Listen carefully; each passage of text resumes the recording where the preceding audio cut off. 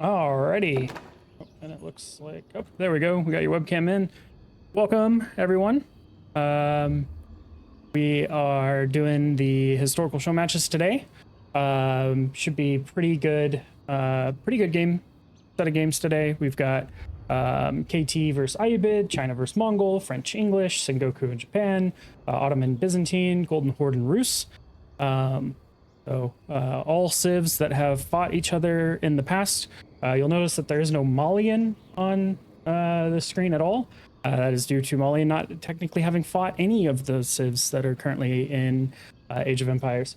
Joining me today is Bella Capilla. She's Hello. Lovely and awesome and set up the trivia that we're going to have here in roughly about an hour or so. So I'm excited to see what questions we have in store for us today. And the pros will be taking part in that. So we'll see which pro is not only great at the game, but great at their knowledge of the game. But yeah, without further ado, you ready to get underway? I'm ready. Alrighty. So, game one, we have VES Myriad on the right. That's Japan. And on the left here, we have SAS and Sengoku Daimyo. So this is, I think, recreating the historical Japan internal conflict. But while we watch the early game paint start to dry, I will kick it over to you, Bella, to fill us in on a little bit of the history of the civs here. Hello, everybody.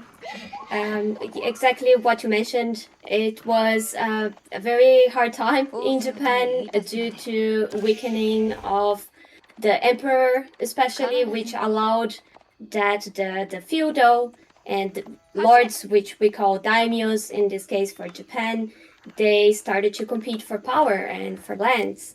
And that's what Sengoku was. It was a very distressing period in the history of Japan. And one of the daimyos that we have in the game actually was responsible for the unification of Japan. But I cannot say who yet, because that's one of the questions for the trivia. Let's see if the players know themselves which of the daimyos that they can build with the Sengoku Daimyo civilization, which one is responsible for that change in Japan's history. Alrighty. I'm excited to see the trivia because I'm not actually sure which daimyo. I think it was the daimyo you said, right? It was the on the trivia question. Yeah. But looking at the sheep count here, pretty even down the middle. Now, Myriad is right away onto the middle pond here, getting those docks set up. If I recall correctly, Sengoku does not have... Does Sengoku have the cheaper boats out of their dock? Can't remember. I know Japan definitely does with the 56 wood, but that fishing income right off the bat will give Japan quite a significant boost in eco. Now, Sengoku does have the Matsuri, so as this Matsuri gets filled up with the food carts, mainly through the use of the Yatai here, that eco bonus will get evened out over time. Now, I'm not sure how accurate Sengoku is, but the Matsuri, I believe, was something historical. Correct me if I'm wrong, Bella. Like, Yes, is an actual festival. It is actually. Matsuri actually just means festival. So there are many different types of Matsuri in Japan that takes place even today. And this in particular, it could be the Sakura festival, which is in celebration of the blooming of the sakura trees, which are the cherry trees. And that's why we have that in the game, the beautiful trees in the middle, the pinky ones. And the biome. We also have a pink biome, which they are using right now. Also very typical of Japan, the cherry trees, right? Yes, and I would like to visit Japan someday and see those awesome cherry trees. And you will notice that the biome for this map is set to Japanese Spring, so we are going to see those cherry trees sprinkled around the map here. And Patrick, yes, that is Bella that you're hearing. Welcome, welcome. Historical, historical show match. You know, we got to get the one who's best at the Age of Empires historical, all things historical. And it looks like we're going to have a counter tower here happening on the gold for Sengoku Daimyo. So a lot of early aggression coming out of Japan. Now we do have Koka Township dropping now for Sengoku. So we'll have some ninja to help hopefully push this off. But that fishing income is just slowly going to start ramping up here. And what I thought was going to be a second dock is not a second dock. It's actually a barracks. I missed that earlier. Yeah, one thing we can remark here in the play already, Saz managed to kill one of the spears right early with the TC arrows. And it's always important to remember, you can stop a spear rush with one tower, but to stop a tower rush, you need 2 towers, because the opponent's tower is always going to be able to cover the side that your tower is not covering. So always keep in mind, if you're going to drop a tower, it's not going to stop everything. It can help, but you know, your opponent can go around your strategy. And I am curious for the historical context. You know, we have all these like outposts and stuff. How frequent were like towers and outposts and these like large standing structures built in history? That's something that they weren't. Yes, towers.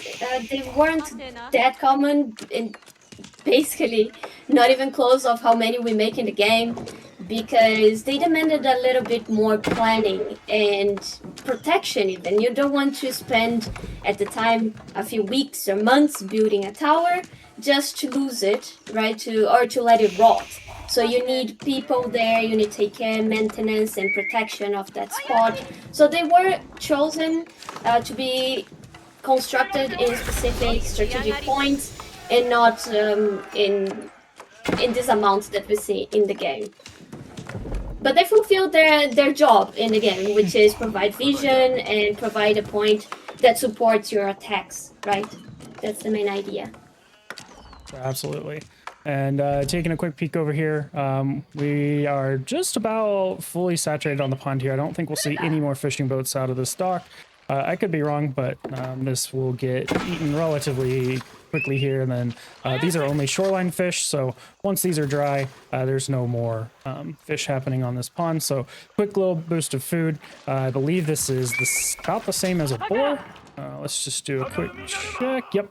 It's gonna be the same food count as a boar, so getting all of this small little boom and same amount of food income as boar here. Tower is going up for Japan on their own gold, and it looks like we're potentially seeing some early Dark Age aggression into Fast Castle, so Japanese bog standard. And looks like Myriad's just running around the map here, just trying to make sure that no other gold is being mined up. So in a few minutes, if this tower isn't, you know, pushed or he doesn't find another source of gold, we'll see Myriad going into castle and Sass not really having enough military or enough gold of his own to do his own castle timing. So could get pretty nutty here. So I think for Sass, he either has to choose if he goes for that tower or he goes for somewhere else first. But to attack and destroy that tower, he's going to need some relevant mass, right, to support that, or even maybe get some textiles if he wants to pull villagers and so on. So he goes here instead for the middle, attacking the fishing ships, attacking the food source of Myriad in the middle that is more exposed. Oh, that was the feudal age finishing. I was like, oh wow, I didn't even see the castle get placed. But no, that's just the feudal notification. And he did go with the core storehouse, so gonna slowly build up farms around, as well as get a little bit of wood bonus once that's fully saturated. And floating gate immediately coming up mere seconds after that feudal age finish. So really clean timings from Myriad here. And they do have the War Chief Club after this, so these players could be treating these games as like practice for what's to come. So. An important point to make here is that this map doesn't have stealth forest, and Sass went with the Koka Township, which allows him to make those shinobi from stealth forests and from his own buildings. So every time he wants to use them, he can either use more defensively with his own buildings in his base, or he needs to think about pushing forward with either houses or towers so that he has a point that he can call up for help for his shinobis.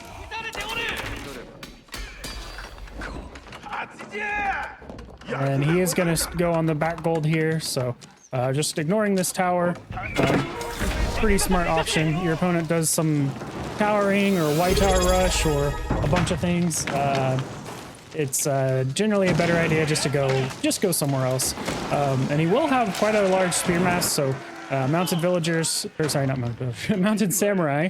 I have Jen on the brain for some reason. If mounted samurai come out, these spears will be able to make good work of those, so we might see some just normal samurai, no horse, but we do have that Yoshiro, which increases the production speed in the stable here, so I'm not too sure how effective these mounted samurai will be at anything other than raiding.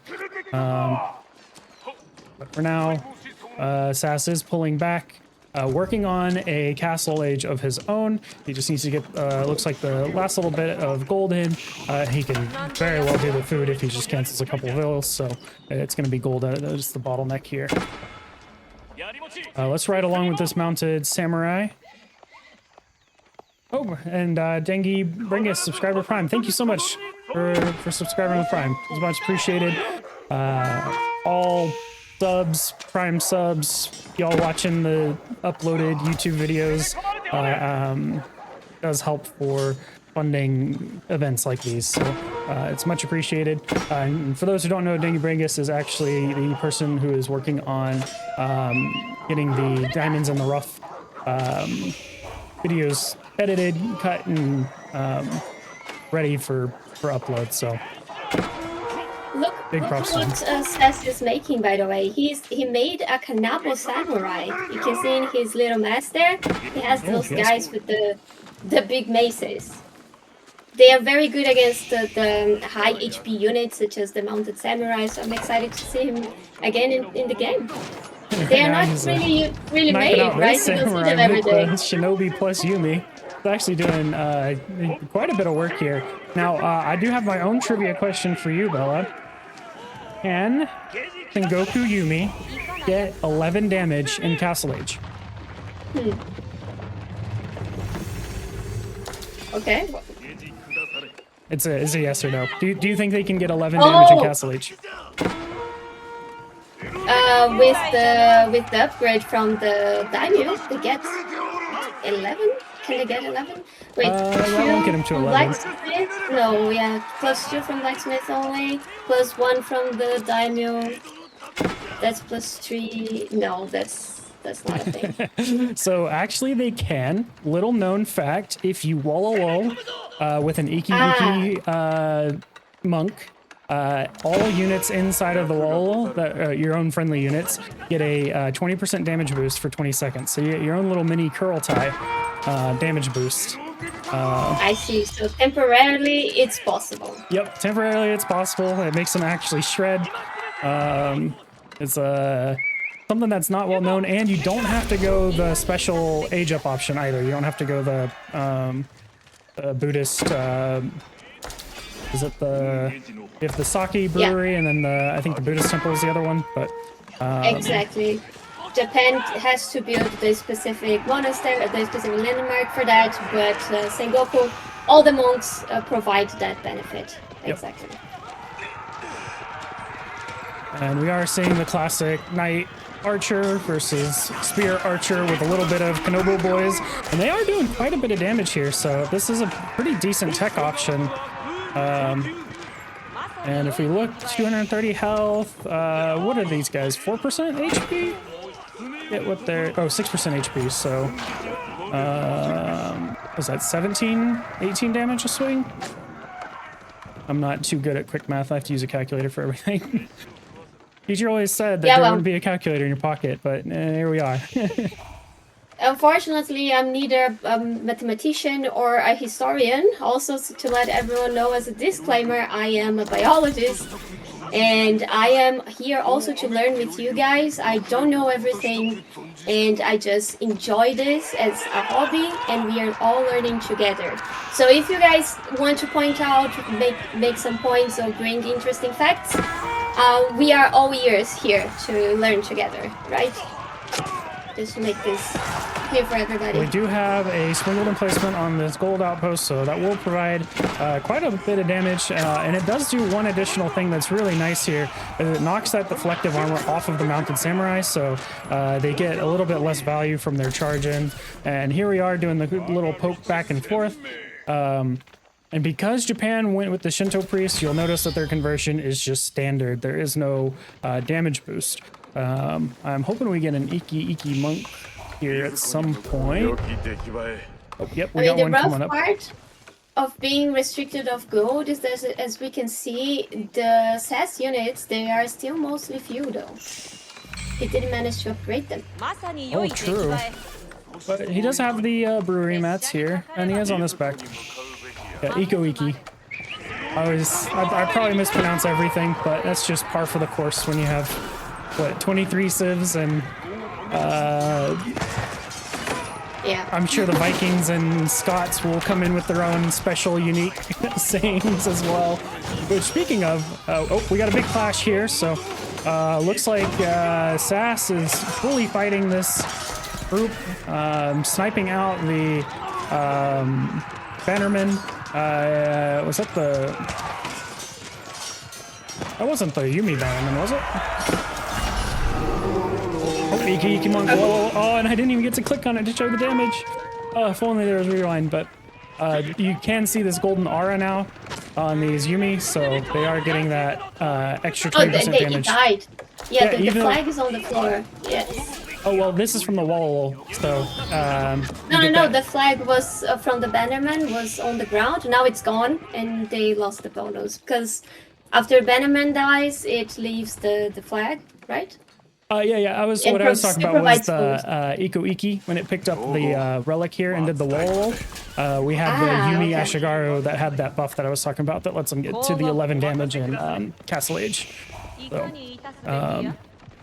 but I think you need the veteran Yumi for that as well, yes, right? Yes, you would want the veteran Yumi and all the upgrades, so it won't do nearly as much.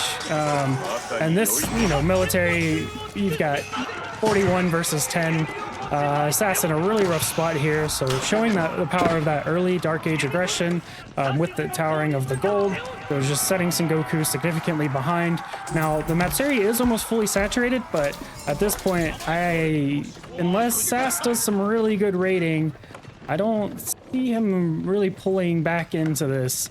I think Myriad would have to just go and leave him alone for a bit. But here we go. So now I can hover that for y'all. So there's that 20% bonus, and it's just native by default. You don't have to go the special Iki monk landmark. So if next time you're doing a big push, grab a relic and wall before you push your opponent if you are Sengoku.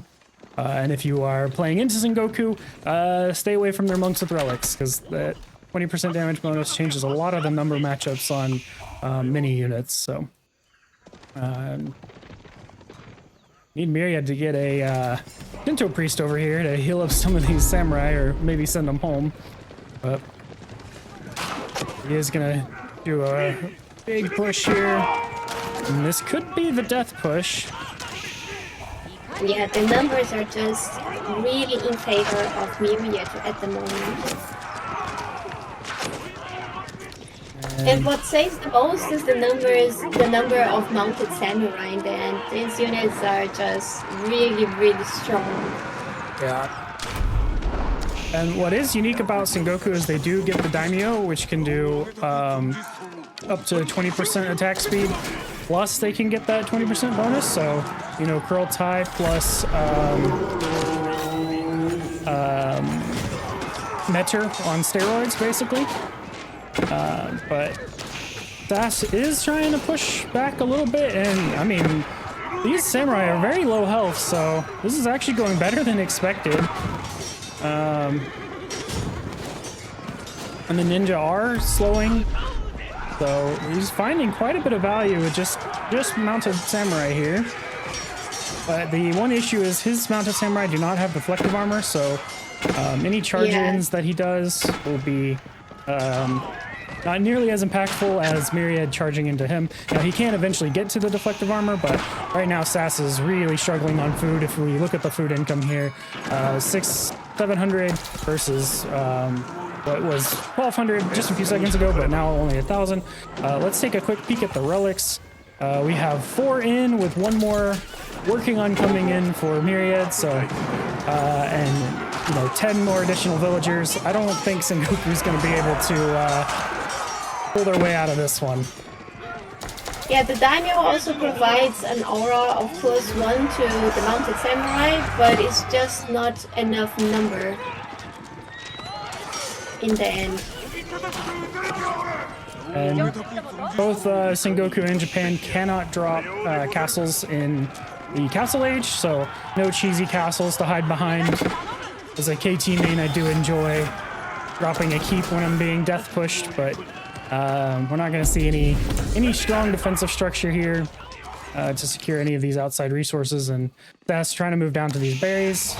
But this is the mounted samurai numbers for Japan have stayed pretty consistent at +15 or higher the whole time, and Sass has lost quite a few, so we're probably gonna see a tap here shortly. When your villagers are dying on your farms, that's about when I've noticed pro tap. Yep, and there's the tap. But great first game. But yeah, welcome all. For those who are not sure what's going on, we're doing the historical show match. But let's kick it over to the draft screen here so we don't get any spoilers. These are played slightly in advance so that we're not stepping on the TWC. But now for the fun bit, Photoshop cross out time. Sengoku gets the red X. There we go. Nice little spray paint. First win of the day against 2TC OTD. Nice, Lutheran. That's always on a Saturday, waking up and getting some wins. But let me take a look here. They do have their Dry Arabia game done. Awesome. Well, but what we can say is that in the end, Japan has been unified. The Sengoku is no more civil war. So in the end, it was a good ending for this matchup. And I did see that Sass actually made one of the daimyos that is really important and helped with the unification of Japan. But again, is it's a hidden fact now because we closed the game and no one's gonna know now. All right, and due to the format that we have going on today, this is actually a really nice change of pace. No waiting between screens for the observer delay to catch up. We are right into our next game here. VS Myriad in yellow on the Ayyubid and Sass in the red on KT. Now, KT versus Ayyubid. Historically, I believe KT won quite a bit and then they lost. Ayyubid versus KT, non-historically, Age of Empires. I'm a KT main. I think KT's the best civ ever. I'm going to always root for KT and have that bias. But Bella, what do you think will happen? And also refresh us all on what did happen historically.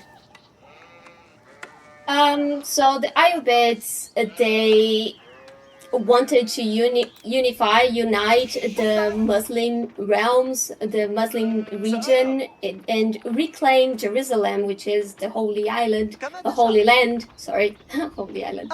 That's the map. That's a map. The Holy Land from the Crusaders, who were in possession of those lands at the time. And yes, in fact, the Templars had very good victories. For example, the First Crusade was an immense success. But once we see a big figure coming into the scene, which is a Saladin, and you can experience this yourself in the campaigns, the new campaigns in AoE4, you can play as with Saladin. defending the lands and taking it over again from the Templars. They did end up with some coastal lands in the end, still, but the Ayyubids managed to get Jerusalem back. And if we were to have an accurate historical matchup, Ayyubids should take it. What do you think in the game regarding this matchup? What is the win rate here? What do we have?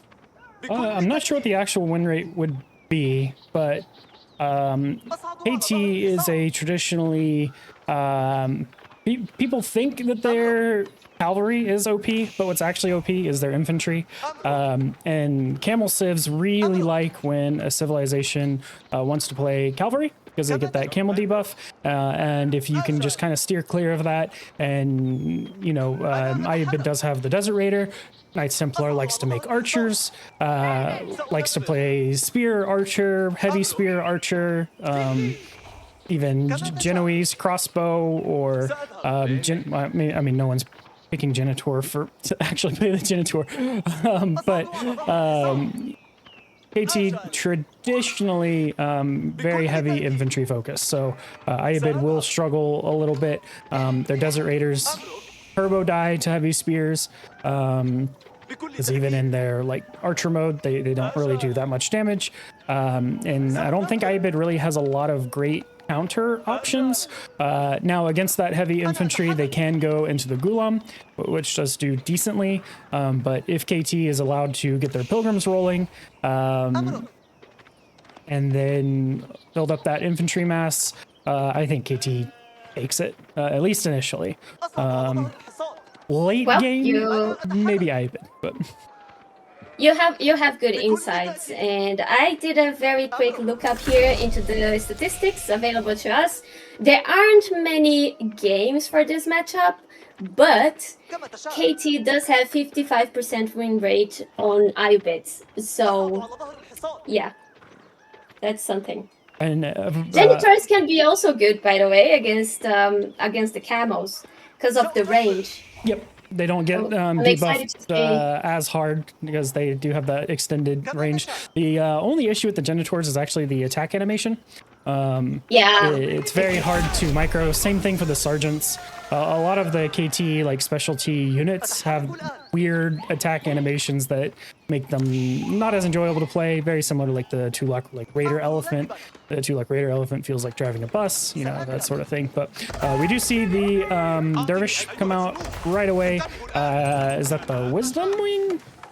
I think so. Wisdom, something like that. KT not going to TC from the looks of it here, is going straight into Hospitalier Knights.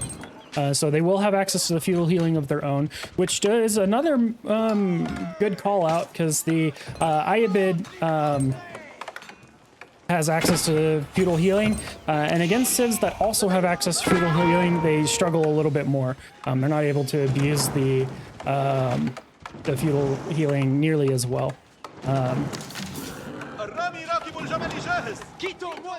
Patrick. Yeah.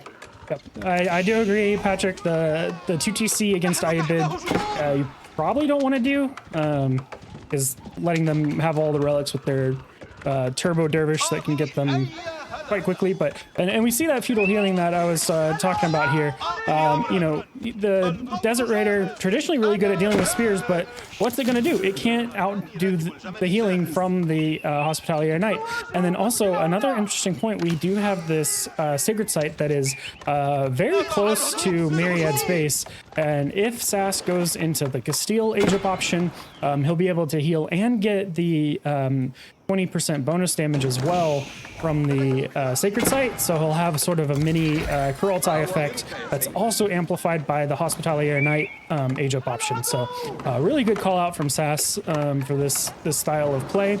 Not doing the 2TC KT spam that everyone malds about on Reddit. KT 2TC, in my opinion, is kind of bait into most civs. There's only a few civs that you really want to do it into, but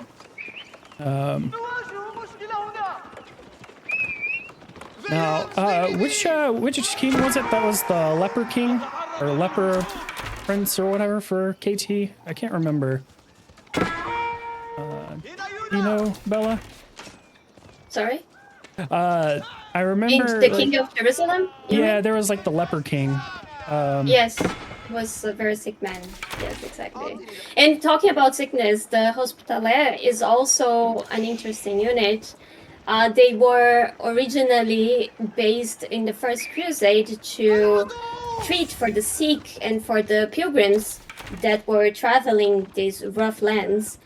And in the end, they became a formalized, how would we call it, institution to take care of injured Christians. And they were monks mostly, and eventually they became soldiers to protect these areas, to take care of sick people. So the fact that they heal in the game is very much accurate and very interesting. That these knights, how they emerged. It's a very unique story to them. I did not know I still that. need to make my video on KT actually. It's just very complex and might be a very long one. That'll be an instant watch for me. I do like KT and their lore. All right, we've got a little bit of hope coming in from Myriad. She's just trying to find some form of damage, but both players just kind of camping outside of their opponent's base with some units, poking. Lutheran, yeah, the 3 villagers lost on Egypt. Your economy's perfectly tooled for basically nothing. Now you do get the 20% bonus food from wood, but KT's wood gather rate is actually lower than most civs with a normal lumber camp plus the double broadaxe. So now Sass finding some damage to the north. Sorry, go ahead, Bella. Exactly. I see that Sass is trying to explore the fact that Myriad has his both wood lines forward. So it's way more fragile and easy to harass. So he's trying to keep going around the wood lines, trying to take control of this area, which is pretty nice. Pretty nice for them. And both players finding a little bit of destroyed value here. Destroyed value is still largely in favor of Sass, although if this Hospitalier Knight goes down, nope, it lives. Oh, and we do see a dervish get sniped out, so great turnaround by Sass, taking advantage of the multitasking that's required from both players at this level. And that dervish gets sniped out, and that's going to be a huge loss for Myriad because you cannot make any more in feudal. We're not going to see any more healing, any additional healers from Myriad until that castle age. So that's a very tricky unit to micro. It's a little bit like the Matter. So if you group up all your units with them, they are going to slow down to allow the dervish to go into the back line of that formation, which is very annoying. So you always want to have it kind of in another control group or manage individually. So yeah, as you said, demands some multitasking and can be pretty annoying. My go-to Ottoman meta micro is just make like 10 meters and then you don't worry about it. But as mentioned with for Myriad, not able to make any more of those dervish. So quite a good pickup from Sass here. And we are just watching the flood of Hospitalier Knights. Myriad trying desperately to macro up to Castle Age, but against an army of this size, with all of this healing available, it's looking a little scary. How do you fare with the healing when you use yourself, Hospitalier? Because I find it very tricky to micro the healing. Oh, here's the trick. Put them on a control group and just tap V. Yeah.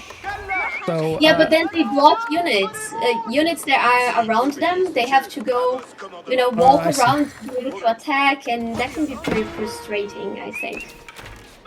Yeah. And you don't want all of them healing. Sometimes you want some fighting, some healing, and you have to pick one by one, and so it can be hard. And the reinforcement line is getting attacked here, so great identification from Myriad on, finding a way to kind of stem the tide a little bit, so to speak.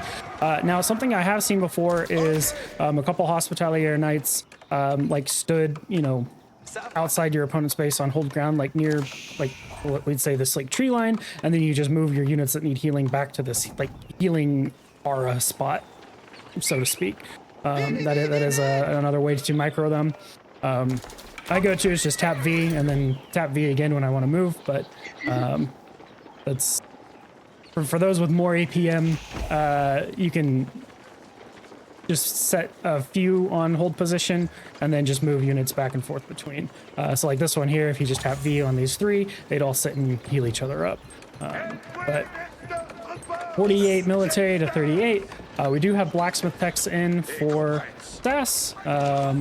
We are missing the melee armor for Myriad. And we don't have melee attack either, so. Oh, there we go. Big engagement. And Myriad is aging up with that military wing enforcement, so that will, if he can hold here, have a few desert raiders that are popped out nearly immediately that will come to the air quotes rescue, but with the archer mass that SAS has, I'm not sure how well those will do. But Hi, you Phoenix. cannot really Welcome. fight here, right? Because there are 4 towers actually from Myriad. That's a lot of investment as well. That's 600 wood just right there. And we do see siege engineering coming in for SAS, so It's 400, not 600. yeah, all good. Yeah, about 400 wood. But KT does have access to the cheaper rams. Let me switch players here. So these are only 150 wood. The SAS, you know, it's a nice choice. It's a nice decision, isn't it? Yep. For the towers. Gonna be able to ram out these food options here. No mill at the top. Does Myriad know he's long distance gathering? Huh. Maybe not. But that's a common mistake that many people at lower levels do. They insist in pushing in areas like that, really reinforced places, when they can either make a ram or look for another point of contact to attack. It was one of my mistakes too, and I learned during my coaching with SAS to look for a place where they are mostly more vulnerable to attack. Because here it's not. And if you want to push here because of golden food, you do need the support of either rams or something else, right? Yeah, especially with this number of towers. And this Castle Age is coming in hot for Myriad, so 4 seconds off the mark, but these rams will push Myriad off of these close outside berries. He did figure out, I didn't drop a mill, so is going to sneak out to the north, berries to the north. That reinforcement line is still being hit, but these rams are going to do some work here. And I always love KT because it always spurs a lot of conversation about what's best, what's not best. KT with their 3 age up options per age does incite a lot of vigorous arguments about how to play them, what to do. I have my own style, everyone else has their own style. What works for you may not work for someone else. There are some things that are mathematically considered crazy, but hey, if you're doing something and it's working, you do you, right? And Myriad did find, or try to find some damage. I think he got a Vil kill up here to the north. But there is a spear doing a valiant defense. Another spear coming in, picks up a horse. But these rams are going to work on the production buildings here. And that's not really what you want to see when you just hit castle. You want every production building that you have possible. That way you can kind of catch up your military, especially if you're the one to click up to castle first. And that tower is done, so we'll fend off those desert raiders. And Angevin Empire coming in for SAS. So we are going to see probably heavy spears hit the field here. And the heavy spears do, if keep is dropped down, heavy spears do get a nice little bonus. Desert Raiders picking up another villager to the north. And Sass, now that he's in the Castle Age, is going to move out on the stone, start getting stone for either a second town center or a keep. I'd like to actually see a second town center. A late add second TC for KT is not bad at all. It helps catch up some of that, some of the villager losses from the age up. And tons of multitasking required. And Myriad trying to push in because he saw that Castle Age just kick in, but these Hospitality Air Knights are fully upgraded now, and their upgrades between ages on the bonus units are a little bit cheaper. So, and those Desert Raiders proving largely ineffective against this Archer mass, and Heavy Spears out now as well. And +2 range defense is almost complete. Oh, nope, sorry. +2 range attack is complete for Sass. +2 range defense is coming in, which will make this blob of basically man-at-arms a lot more tankier.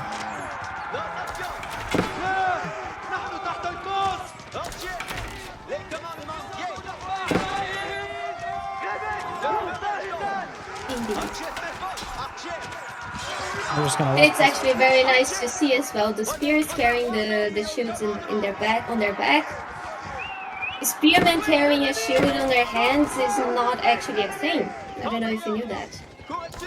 I kind of guessed from the how spears work, but I mean, Limited A, for example, they carry the shields in their hands, and is that not historically accurate at all? It's impossible to handle a big spear with one hand, yeah. Yeah.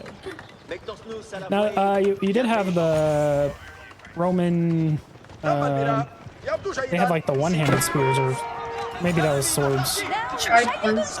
Yeah, the short spears. Yeah, they're usually just long swords, or blades, some types of blades.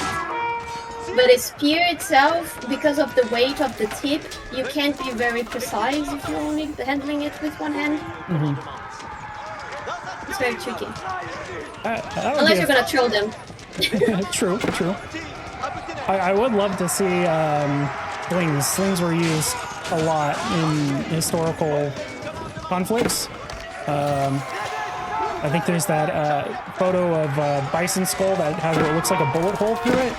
And it was done by a sling, because slings with like little lead balls could reach up to, I think it's like 300 miles per hour. No one quote me on that or Google it, because I could be hilariously wrong.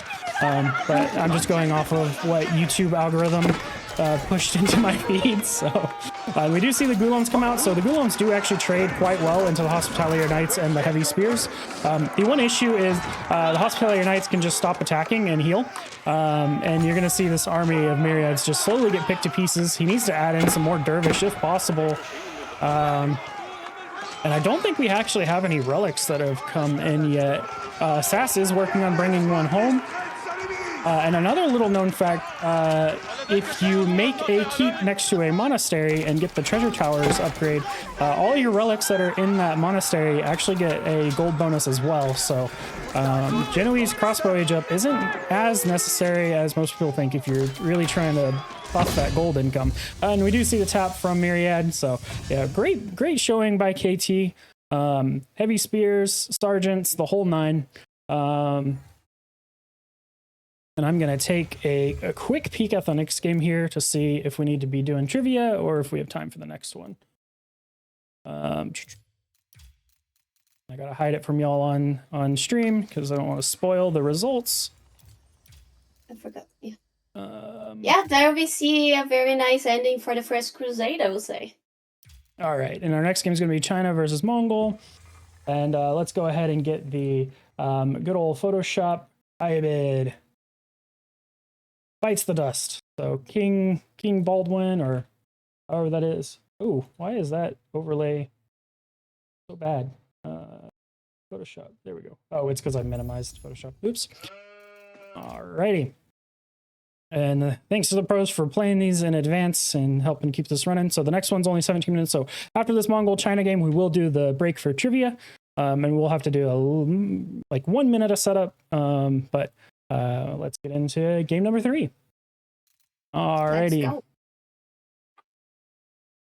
So while we watch the initial openings here, VES Myriad in the yellow on Mongol to the south, and SAS. Is SAS part of a esports org? I don't know if he is. No. And SAS in the red on the Chinese. I would expect China to take this, but I'm not actually sure, especially on this map. But take it away, Bella, with all of the fun historical facts as we ride along with a scout here.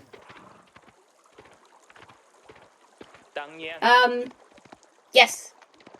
So in this matchup, we have China and Mongols. As we know, Mongols was a very angry empire, just aiming for conquest. And China was on their way. They really wanted to expand their territory to the south towards China. And they did manage to conquer some lands. They conquered, for example, the Jin dynasty, which is a new civilization in Age of Empires 4. And eventually they conquered the Song dynasty, which is a bit to the south of the Jin territory.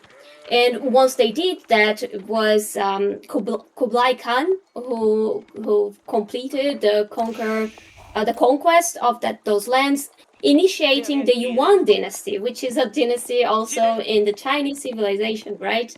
That you can go for.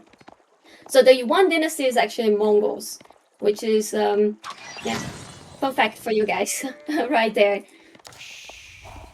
I did see a Reddit comment that mentioned it when China hits Yuan dynasty that it'll be a civil war. So slightly spoiled in advance, but that is good information to know. Sheep count here 9 to 6. So it's accurate that Yuan provides movement speed. Nice. Yes. Mongol, historically known for their fast, aggressive attacks and then disappearing rather quickly. And then while they're retreating, they're also like picking your army apart, if I recall history correctly. Yeah, the important thing to always remember is there's a lot of pop culture involved with the Mongols regarding how they would just decimate everything. But Mongols knew the importance and the value of people. So they did not want to go somewhere, destroy everything, and kill everybody. So what they did was conquer by example. So they would attack cities and villages nearby and do very badly and massacrate everybody, so it would serve as an example to make it easier for other cities around to surrender. And that's, for example, what happened to the Rus right after the destruction of Kiev. So people would be so afraid they didn't even want to fight. They would just surrender. That's the method of conquest of the Mongols. They were brutal, but not the entire time, because the interest for them was tribute. They wanted to make vassal lands pay them a tribute and provide more space for pastures and so on, provide more resources. So to think that the Mongols would go somewhere to just destroy everything, it's a very pop culture way of thinking. Yeah. That's good to know. It sounds very similar to like pirates in the Bahamas. They wouldn't actually kill everyone. They would just have the threat of killing everyone, right? But we do see the Ubu right off the rip from Mongol. No barracks or anything put around it, so not going to see any of that classic Dark Age aggression. Now, Myriad is going out on the water early, which is huge for Mongol because they do start a little bit behind economically. So they're going to, he's going to boost his income quite a bit. And there is a lot of shoreline fish available. I'm not actually sure. Yeah, they can cross. The boats can cross here. This just looks, the water here looks a little dirty, so it makes it look like land. Mongol Heights, let's see, 2 deer packs. Boar, a really nice cluster of food. You could drop a keep or a castle in this area and secure quite a bit of food. Oh, actually, the Barbican this would be a great Barbican spot. Boar, deer, 2 golds. Also, shades a relic as well. We'll see if Sass decides to Barbican drop that there. Looks like he's actually going to drop it here on the fish.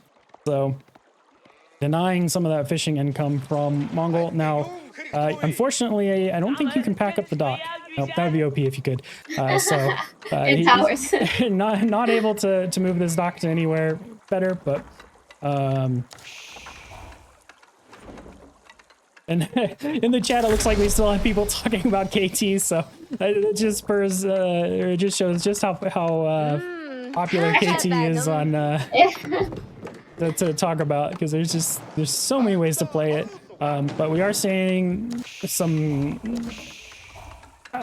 I hesitate to call this aggression. It's literally just dropping a pseudo feudal keep on your opponent. But we are seeing some light feudal aggression, and this does also have the benefit of securing the forward deer pack as well. So you're kind of getting a 2-for-1, and you'll notice that is something that pros tend to do a lot, is extract maximum value. Oh, and the scout does go down to the TC, so it's going to be a little bit costly. China will have to drop a stable if they want another one, or get one out of the town center. I know that's a mistake I make on the ladder often, is not recreating my scout immediately, and then I go 30 minutes and have no clue what my opponent's doing, and then like die because they did some tough stuff that I just wasn't ready for. So, But one thing that we can agree on is that the constant attack notification on Myriad's ears is going to be annoying because of the dead dock under attack. Absolutely. Now he can go do a little bit of his own with the con, so that long-range scout there. And that is one of the things I like about Mongol, is they put so much importance on that con. Like, it's like a pseudo-hero unit, but it's also your scout, so it doesn't feel nearly as bad to use as like Jean d'Arc. And Sass is pushing the deer into the mill. Does have Zuganu being created, so now stables from Myriad, so the Zuganu gonna be a little bit less effective. You really want Spears against them, though. If there's enough Zuganu, then yeah, they'll kill everything, including Keshiks, because Keshiks do not have as much ranged armor by default compared to like Royal Knights, I believe. I think Royal Knights is what, 4? I could be wrong. I need to go look at Royal Knights again. I've been playing too much KT. And we do have the barracks out with the spears coming out, and the Imperial official is going to be speeding up that production speed. So now talk to me about the Imperial official in history. Since China's largely focused around taxes, Imperial official, that whole nine, I would assume there's some historical context for this style. Yeah, there is. The Imperial official is actually, they used to be scholars, highly educated people back in the days in China, because just like in Europe, actually, education wasn't for everybody. So they would come from rich people, rich families, and they would go to specific universities and so on. And they had an exam even that they had to pass in order to be appointed for this type of jobs, which was to supervise.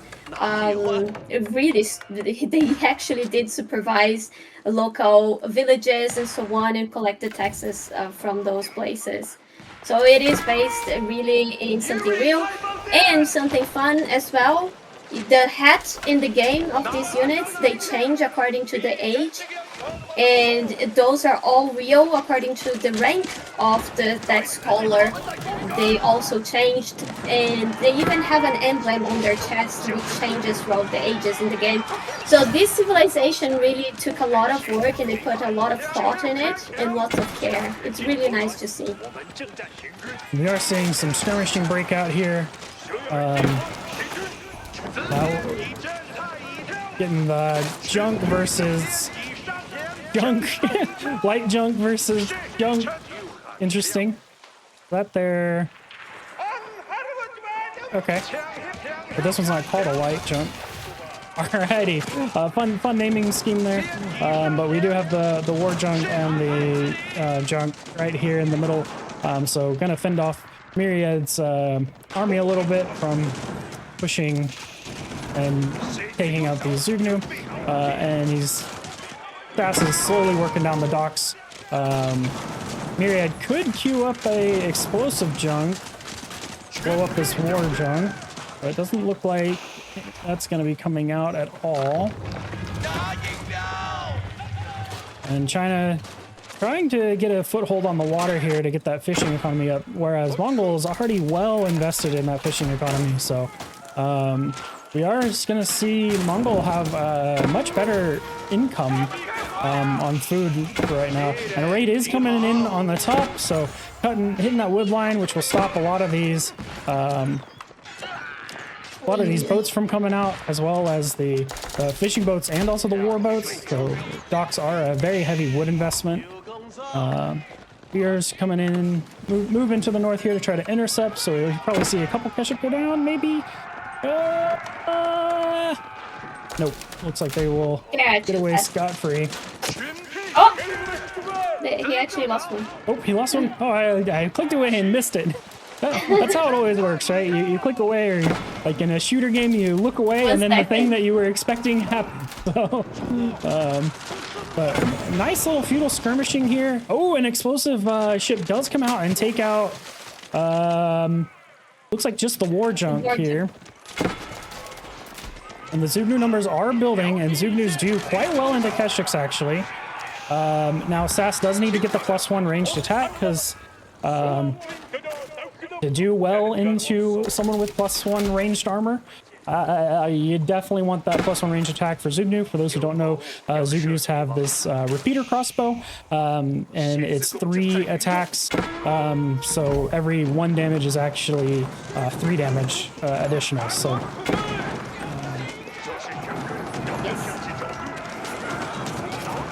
we're gonna see. They're still going on about KT in the chat. We've got a nice China Mongol game, and the focus is still on the last KT game. I love it. I love it. That's how you know you picked a good sim. Yeah. And there's lots of options and tons of discourse that is available.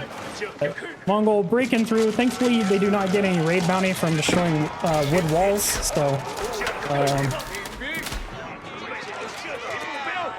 But this will have an opening for Myriad to attack, and archers actually do well into Zugnus because they outrange them by, I believe, 1, yeah, 4.50, so 1 or 0.5, 0.5 range. So you can do this kind of little dance, especially if he moves the deer stones forward. He's gonna be able to kind of dance in and out of the range of the Zugnus. But not having, oh, we do have that range attack in, so Keshiks are going to start melting a little bit more to the Zugnus, but those Zugnu numbers aren't enough to one-shot yet, so but the losses from Myriad's side, they're pretty expensive when these Keshiks go down. They are a cheaper knight overall for feudal, but still not. You really don't want them dying, especially because they can heal on buildings and deer and boar with their attacks. So, but this archer mass from Myriad is gonna be able to pick away at villagers, Zugnus, and we might see a tap here soon. This is not the spot you want to be when you're on China. The hand cannon in the town center is going to help thin out the herd of these Keshiks. And oh, looks like this one got hit by an explosive ship. Almost dead. And we do have Myriad sitting very pretty on the fishing income to the south, and is attacking to the north. So doing the good old magic trick of look over here. And this fire arrow from the dock. Oh, but he doesn't have any wood to repair this junk, so this junk will actually go down here shortly. Castle Age is completed. What did we get? We got the Kurultai, so we should see the Kurultai move forward. The healing from the Kurultai is really nice, as well as the 20% damage. So if he's able to move that forward, it'll just further solidify his position. Now, Mongol cannot make keeps, I believe. Yeah, no keeps, so No. only going to have access to outposts for securing some of these outside resources. So China does have a way back in with some aggressive raiding. Y'all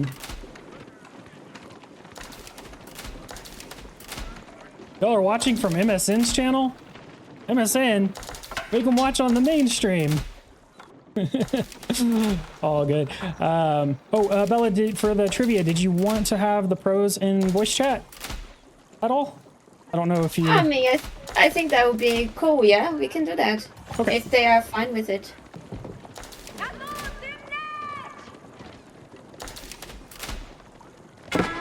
So we can hear them mumbling, you know? Yeah. Maybe get some good old banter. I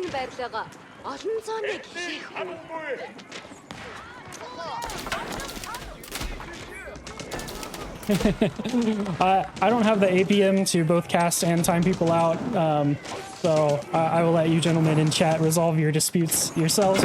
But we are seeing the Keshiks getting to heal up on this wall here. They're also getting that Coral Thigh healing. This is a really nice position for Myriad to be in. And this is not actually how I expected this game to go. I expected China to take it. They do have that superior economy. And we do have a quite significant Zulu mass, but these are only feudal, so now every time they shoot, they are taking out the archers. And archers under the Kurutai, they are just too strong. Yep, and they can also hit the 11 damage in castle as well. So any 20% damage bonus is going to always mean 11 damage on archers available in castles. So that's kind of how you can map. If you play mini civs, that's how you can map some of the civ specifics.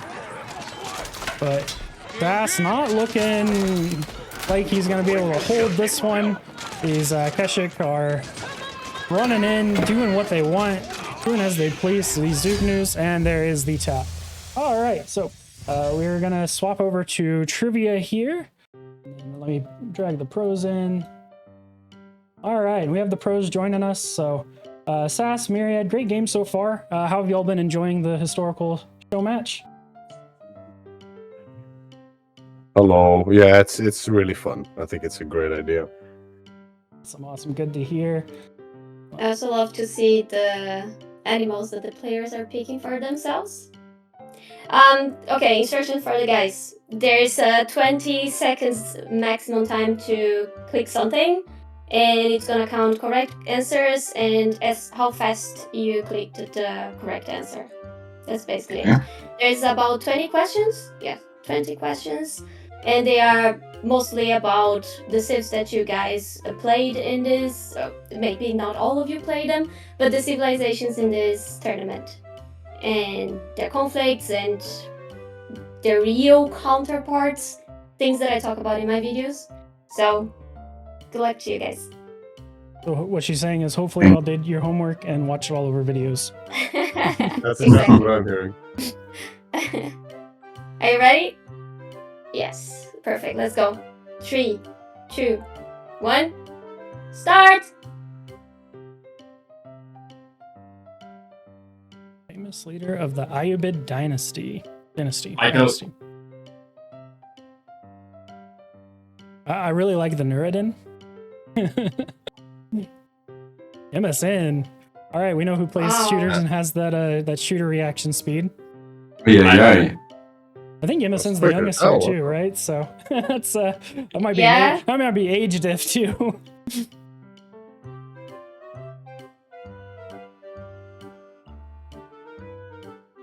All right, in the game, the dervish is the unique mounted religious unit of the Ayyubids. In real life, the dervish were... Oh, she's echoing. Let's see if I can fix that. Ooh, okay. Nice. Damn. Nerd. Okay. Echo should be fixed. Sorry, I missed it. I was fixing the echo. What was the correct answer? Nope, too late. We can check later. Nice. Oh, okay. I didn't even get time to read it. We were traveling to the Holy Land. That was too fast. Knights Templar were originally founded to protect French kings, the Pope, Constantinople, or pilgrims. I don't know. I've read some books that the Pope went very fast. He really had a hand in some of the KT stuff. True. Yeah, Oh, boy. Myriad with the clicks. Myriad channeling the younger energy. Good old days. Push button. Main conflict between England and France during the late Middle Ages. Damn, we have some smart people in here. Was that in One the man with Age of 100 Empires years campaign at war. all? Oh, I don't remember. Yes. Yeah, it is. Oh, probably helps for that question.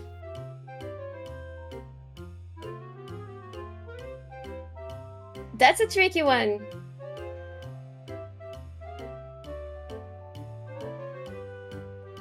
All right, so the network of castles bonus from the English civilization increases the attack speed of nearby units by 20%. Oh, everyone got that one wrong.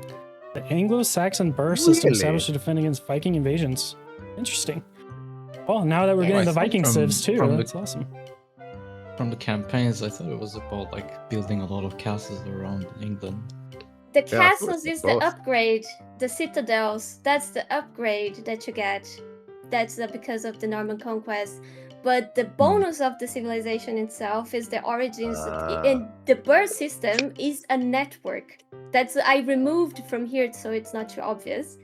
But it's a network system that was established to protect themselves from the Vikings, which is coming to the game. Looking forward. This Bella, is one of those like Yeah. like bait questions, you know. To make you Yeah, get it wrong. it is a bit. I'm assuming, Bella, Well you're going to played. have some videos queued up for the Vikings and Scots. Yes, definitely. The Venn diagram of history lovers and AoE4 players. Or AoE players, yep. Which Lancastrian king won the Battle of Agincourt? That's also a campaign. Oh god, these are all just generic white guy names. And it's many movies, guys. If you watch the Oh, yeah. any historical movie, Wasn't that, oh shoot, what's that actor's name? The King. Let's go, Myriad. Oh, He played in like Willy Wonka. I don't know. In which year did Constantinople MSN? fall? Marking the beginning of the What? early modern era. Sorry, go ahead, Bella. MSN has to know this one. No, I don't. What? Why?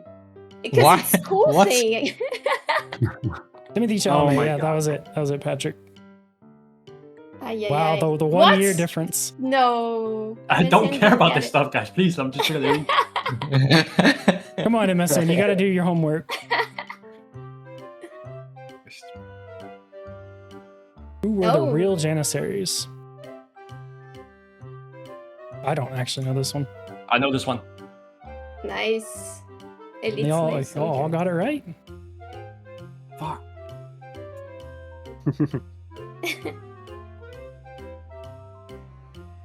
Matiz in the Matiz is lead. dominating. Matiz crushing it, dude. Yeah. Yeah, I like his story. The Kinji are Ottoman light range cavalry units in the game. In real life, they were. Oh, wow. Damn, I didn't even read the last Easy one. Wow. Easy one. Well, they are a Wow. new unit added later. Had to talk about them. And now we can actually play with the Kinji because their Vizier point isn't in super late. Which real life building does the Byzantine Wonder represent? Easy. You say easy, and then I look at the options and I'm like, wait. There we go. You also have a photo. Oh, this one was easy. Gut instinct. I was gonna click blue mosque. All right, you got Myriad with the +7 there, so taking the Yeah, lead by boy. 1. Top 3 are so close. Byzantines called themselves Romans. True. Bro, Who how? put false? Oh, that was it. Oh, Kids today, man. Bella with the They trick don't know questions. Too slow, too slow. Can't chat We GPT are this one. educating MSN.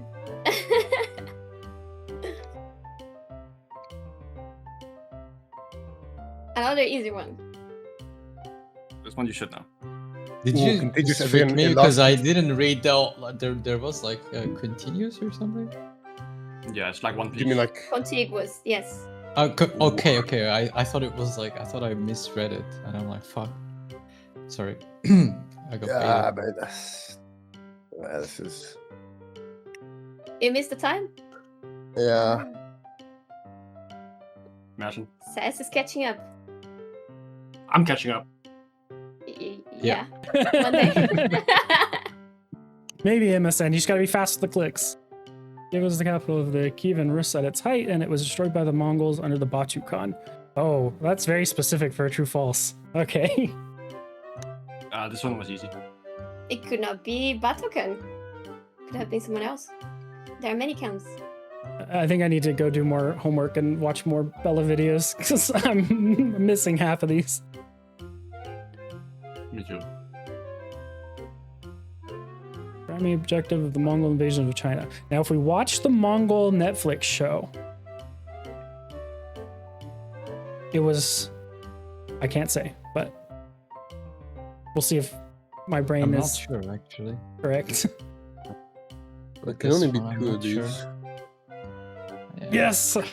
My gut instinct was right. I ran out of Because in the time. Netflix show, they're just like, oh, we gotta destroy that wall and invade China and fling dead body No, parts Myriad. over.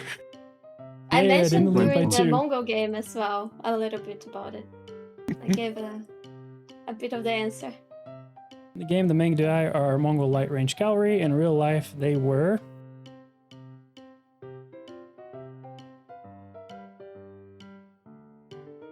Ooh. Wow! Okay, I thought. Okay. You guys need to watch my videos. I watched just a couple, 3, 4 maybe. Aha. Caught. Bella farming that YouTube revenue. We'll do more trivias. Okay, that's an easy one though, right? Oh, yes, I know this one. Yeah. Aha. You'll need to watch the Mongol Netflix show, and you'll know all the Mongol questions. Who said it's a fortification? MSN, Oh, are you I don't okay? know, man. I don't know. It kind of looks like it, no? He was thinking about the game. MSN is here to have us know what the Vibes. younger generation's learning. Sengoku period is often translated as... Ooh. We also talked about during the game about this period. Is that MSN the one on the wrong place? How would you know that, though? Warring states? The fuck does that even mean? You should have been Okay. watching the stream, Suffering. MSN. We even talked about That's it on this. literally on what this it one. means. Like It means- Sengoku Daimyo is like yeah. Oh, I think we talked about this one as well. Yes. Yes. We did. Hopefully y'all are watching the stream. It was answered. Man, that would actually be fun. It's like to set up the stream to have all the answers to trivia sprinkled throughout. Maybe if we do Oh, another one only- of these. Well, oh, No. Myriad, were you watching the stream? Damn. No, I just saw Imperial examinations and I knew it's true. Uh-huh. Myriad pulling out Nice. well in the lead.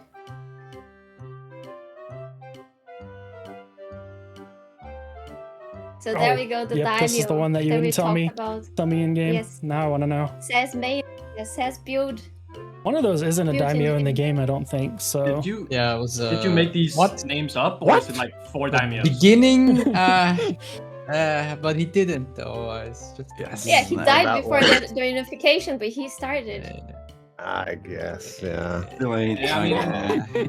I wouldn't really say so. Maybe. just getting you on the technicalities. Love it. The trick. They haven't done exams in a long time in school with the tricky questions.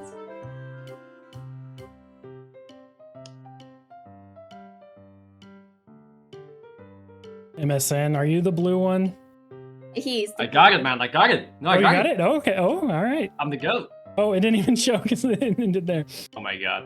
All right. And we have Oh, Myriad. the Myriad the Goldfish first with a commanding lead of 15 points over Matiz. Congratulations. I forget what the winnings were for the trivia. 15. You can reach out to 15 me. euro, right? Yep. Awesome. Oh, To and fourth for, place or what? your prize is the participation $25 for all of the people playing today. So Hell yeah. but, And, You mean 5-0, yeah? Just on a side note, I would be happy if you guys have any feedback. If you enjoyed the little game, just let me know if you thought the questions were too difficult or was okay. Just feel free to reach out to me and let me know what you guys think, because we can make more in the future. we have French versus English next, and then maybe we'll get some behind the scenes of the pros. Thank you guys for participating. Thanks so much. Thanks that a was lot. Thank great. you. It's fun. Congrats, Myriad. Thank you. Lucky. All right.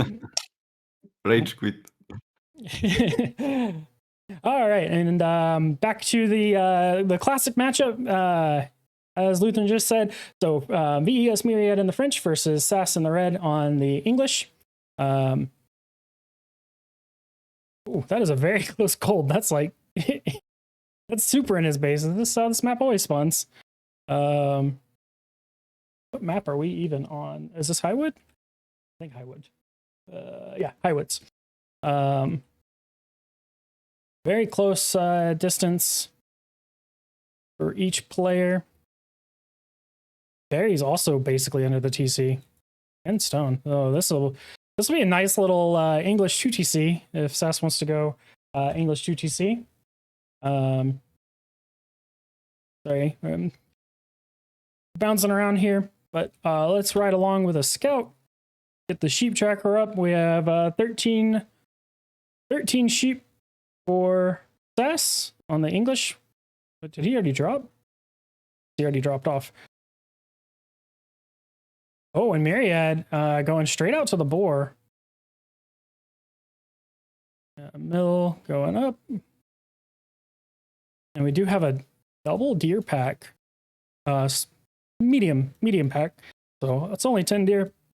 But really nice spawn for English, honestly. Like this is a crazy good spawn. And then actually this is a really good spawn for French as well. Yeah, boar and then a small deer and a medium deer all in one spot. So we're going to see survival techniques come in, followed by the wheelbarrow. Sheep tracker. We have the we have the sheep evening up here. And is this going to be Agincourt or Castillon? That is a Bella question. Which historical battle is this like most imitating? Oh, English French? Yep. Which of their they had many conflicts that we can pick off, but let's say it's part of the 100 Years' War. It can go both ways. Because there are many battles, many important battles, like the Agincourt that we saw in the trivia, and you can play in the campaign as well. The English managed to win, especially because of the longbows, the disadvantageous terrains from France and so on for the cavalry. So we can say that English did pretty well, but in the end, France did manage to expel English from their lands, from the continent. So it depends what you want to go for, because English in the end established their territory, and France as well managed to defend their continent, and that's it. There's no clear winner. The lands were divided, and they're happy with it. I mean, happy. There's still some rivalry between these two, isn't it? But yeah, we see a Chamber of Commerce coming for French. That's interesting. Yeah, it's very, very interesting build, especially against the council hall opening from English. So French deciding to do a lot of trade. England deciding to make a lot of longbows. And historically, when England made a lot of longbows, they won the war or the battle. So we'll see. But this is a 30-something minute game. So I'm sure we'll have a nice little slugfest, a good old back and forth. England making nice thing about England is you need the mill with the farms around it, so you can just make your houses right nestled up against your town center. French slowly going to be creeping up that villager bonus. This trade, Patrick, yes, does look OP. That is a really long trade line. And the real question is Sass going to scout this out? Let's take a look at his vision. Looked like he was actually trying to push the deer in a little bit. Oh, nope, he's going to attack a villager instead. But he does not know about this Chamber of Commerce to the north. Villagers going to pull out their knives and fight back on the scout there. We're just going to keep this Fog of War for now, just so we can see if that Chamber of Commerce is spotted out or not. Traditionally, people assume French is going to go the School of Cavalry. But Well, he might be suspicious now that he saw a ton of villagers coming from the top there. yeah, and we are going to see a wall coming in right as the age up finishes for Myriad. So we're going to try to secure that trade line. And French does get the benefit of having their traders pop out immediately for their eco upgrades. So each eco tech that's researched, you get one free trader. So you're just kind of booming this economy even faster than normal. So French taking a natural lead from their villager production speed, and then just getting an additional production lead on top. Sheep even split down the middle. You'll love to see it. Second town center going out on the deer here. We do want to see a campfire come in, help with that gather rate. So it will increase the hunted gather rate by 10%. And I'm sure that's about what we're about to see. Yep. Campfires in. Oh, it does miss a few of these deer.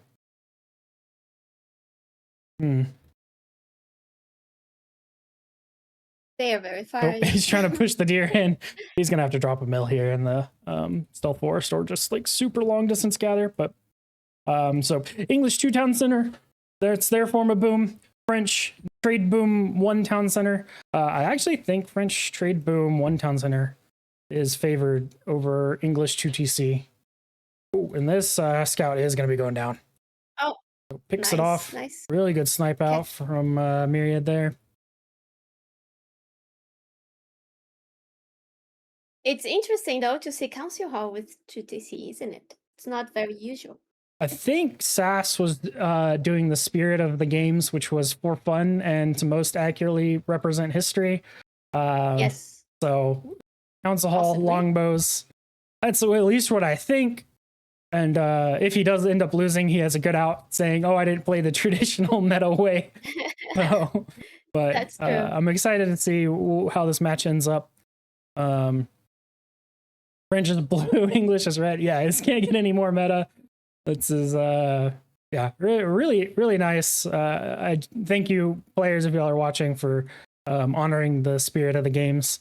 And longbows being an absolute menace to the French peasantry.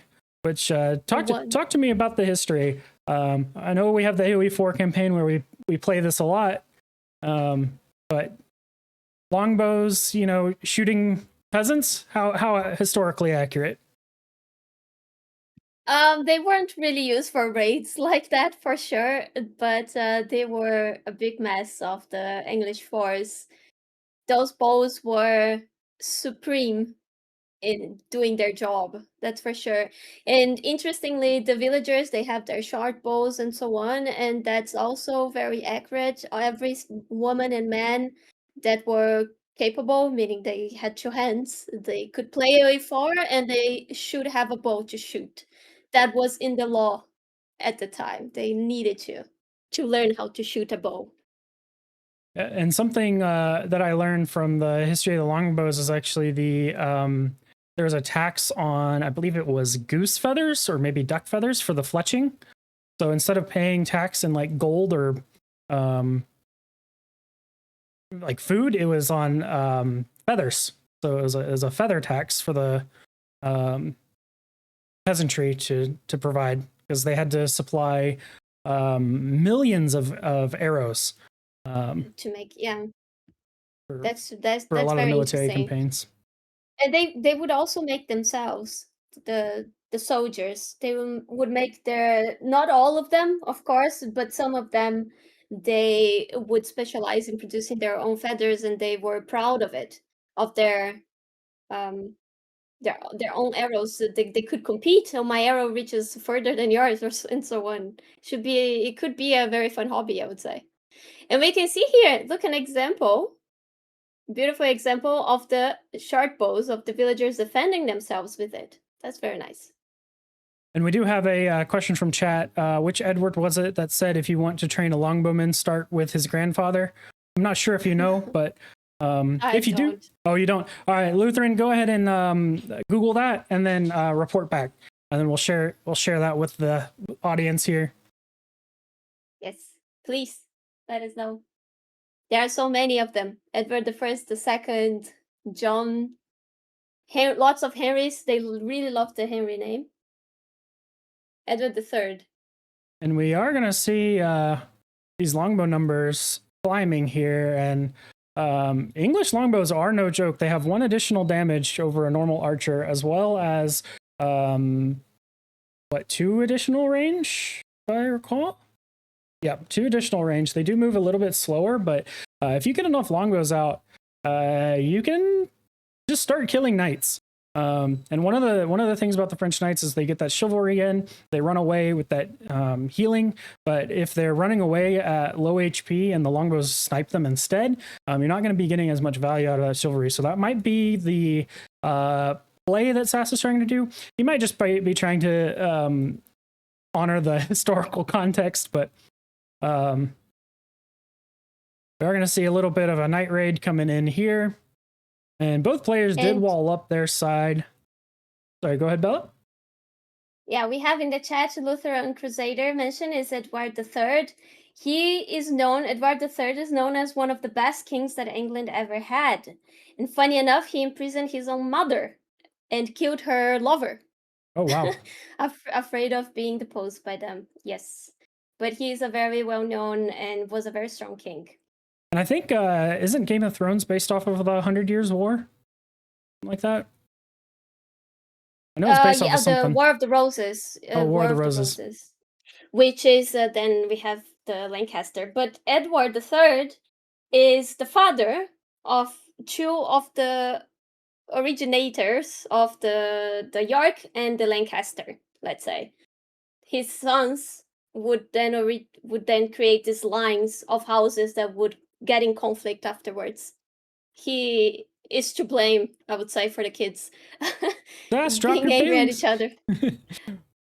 And we are seeing these this mass longbow actually do quite a decent amount of work into Myriad here, Myriad's knights. He does have the ranged armor, but against this number of longbows, they kind of melt. So I'm actually, I don't think Council Hall opening into French is that much of a meme. Like, I think this is actually quite strong, especially if you can build up this longbow mass relatively uncontested. And we are going to be getting the boar as well. The trade? Can we check on the trade though? How is that going? 18 traders. Are they all on gold? Yes, looks like it. So French does get to dangerous. Toggle for wood or food, so that trade boom, like economy wise, England is getting quite a bit of food income from both the deer and going to be the boar here. And you will notice people who play English, Sass is going on the map still for food. You do not have to make only farms the second you hit Dark Age. Like, please go out on the map for food. You'll have a much better time. But that's macroing up for Castle. Myriad well into Castle now. Did age up with the Royal Institute. I don't think he needs the Guild Hall due to the massive trade boom behind this, and immediately getting the Royal Bloodlines. So these longbows, while scary in mass, will be a little bit less scarier because these Royal Knights will have a lot more HP available behind them. But White Tower coming in, it's going to secure the boar here. It's going to also shade the farms as well as his second TC. So Sass just building up a really good fortified position. And no large clash yet, just a little bit of light skirmishing back and forth. And I don't think Sass knows about the trade boom. Let's take a quick peek at his...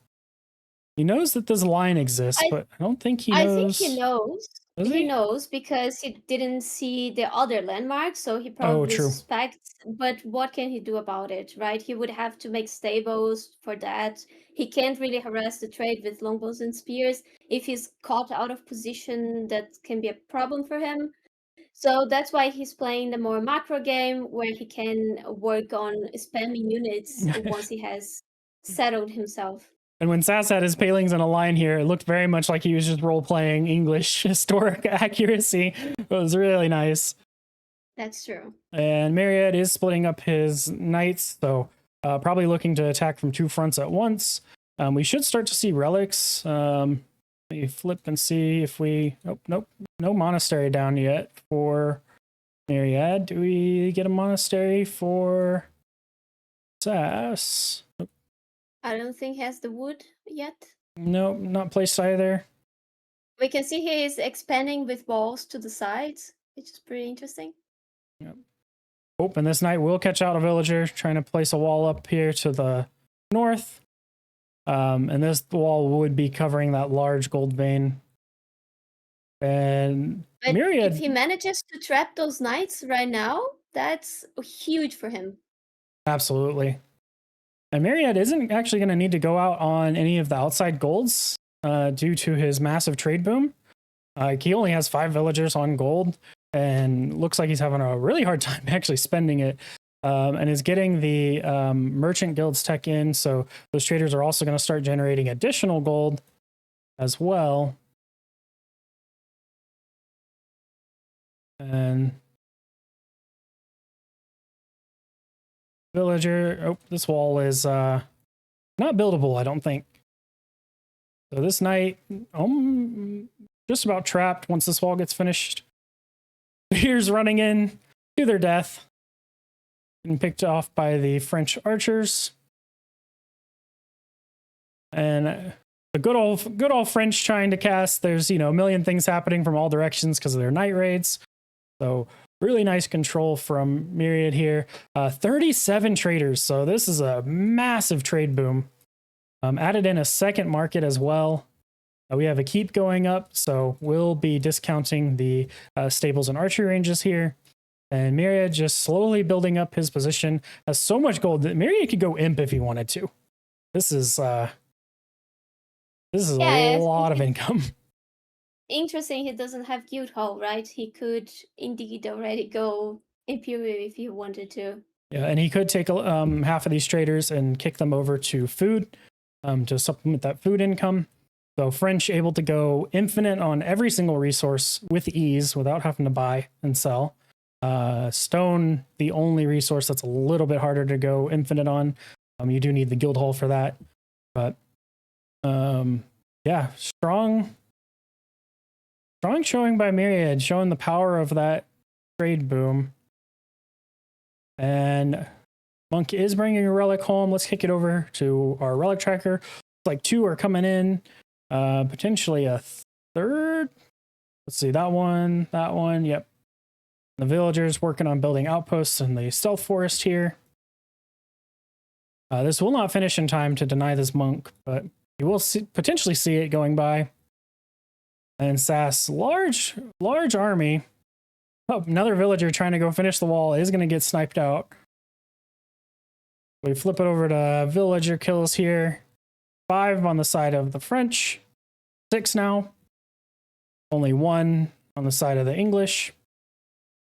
Oh, and we're probably going to see another villager go down. And that'll be 7.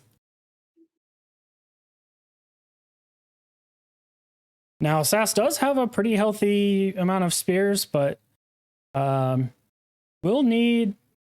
Well, actually, he has a good amount of crossbows as well, so should be able to deal with this knight mass. But the archer mass behind it might be a different story. Does have man-at-arms, though, to help kind of soak some of that damage, and English man-at-arms are no joke. What I would love to see English is just pop out a couple mangonels against French to deal with this archer blob. So even if he moves his knights back in to help soak after the archers are tanking the spears, a mangonel just in the middle of it all will help provide some much needed splash. And we're going to see SAS slowly creep out with towers. So a lot of people say English plays a lot like the Zerg from StarCraft. And SAS is on 200 of 200 pops. So we're probably going to start seeing some farm transition happening. Red Palace is going down on where? To the south here, I guess, to protect that trade line. So it also does shade this large gold as well. Not that Myriad needs gold at this point. And he also has a lot of stone in the bank as well. SAS also potentially able to go imp here in a minute or two as well. About 1 minute, judging from the resource counts. An archer here just poking away at this monk that's going out for the relics. But let's take a quick look at the relic. Yeah, so 4 coming in for Myriad. This one's It's a already very picked up. accurate army process. No cavalry at all. Very, very historically accurate because the lands where they fought didn't support much cavalry. So their army was really composed of a lot of men-at-arms and longbows. Very beautiful, just like that. And they were like boggy and marshy, right? Like Exactly. really bad ground to travel on. Yes, and even the what's the name? The Lancaster horse, the Hobeler. Hobeler were horses traditionally from Ireland that were contraband into England, especially to fight Scotland, because those horses from Ireland, they are specialized in walking in marshy lands that you mentioned. Those are the only one that they could use. That's good to know. What made those horses so specialized for like boggy marshy land? They are lower, they're not as high as normal horses. They have stronger legs and bigger feet. Their feet area is bigger. I mean, they are extinct now, and one of the reasons is exactly that they were contrabanded so much, exported from Ireland to be used in wars against Scotland. They don't and we're gonna exist see anymore. probably a Berkshire come down here. I would guess you have a bunch of villagers forward. And we do have another 9 minutes, or no, another 10 minutes, 13 minutes in this game, something like that. So, nope. And Berkshire are going to come down on the large gold over here. So, unfortunately, SAS not an imp yet, so did lose a significantly large army. Yeah, elite right before knights going are imp, and something. yeah, they're gonna clean this up pretty handily. We do have chivalry, right? Yes, we do. Okay. He got in castle with the landmark. Oh, Royal I meant Institute. the healing. Not the bloodlines. But yeah, does have chivalry, so is gonna be able to heal up these knights. So any damage done to him, unless you kill it, it is not permanent. Berkshire is coming down though, which will drag the game out. You can also get chivalry from the Royal Institute. Oh, can you?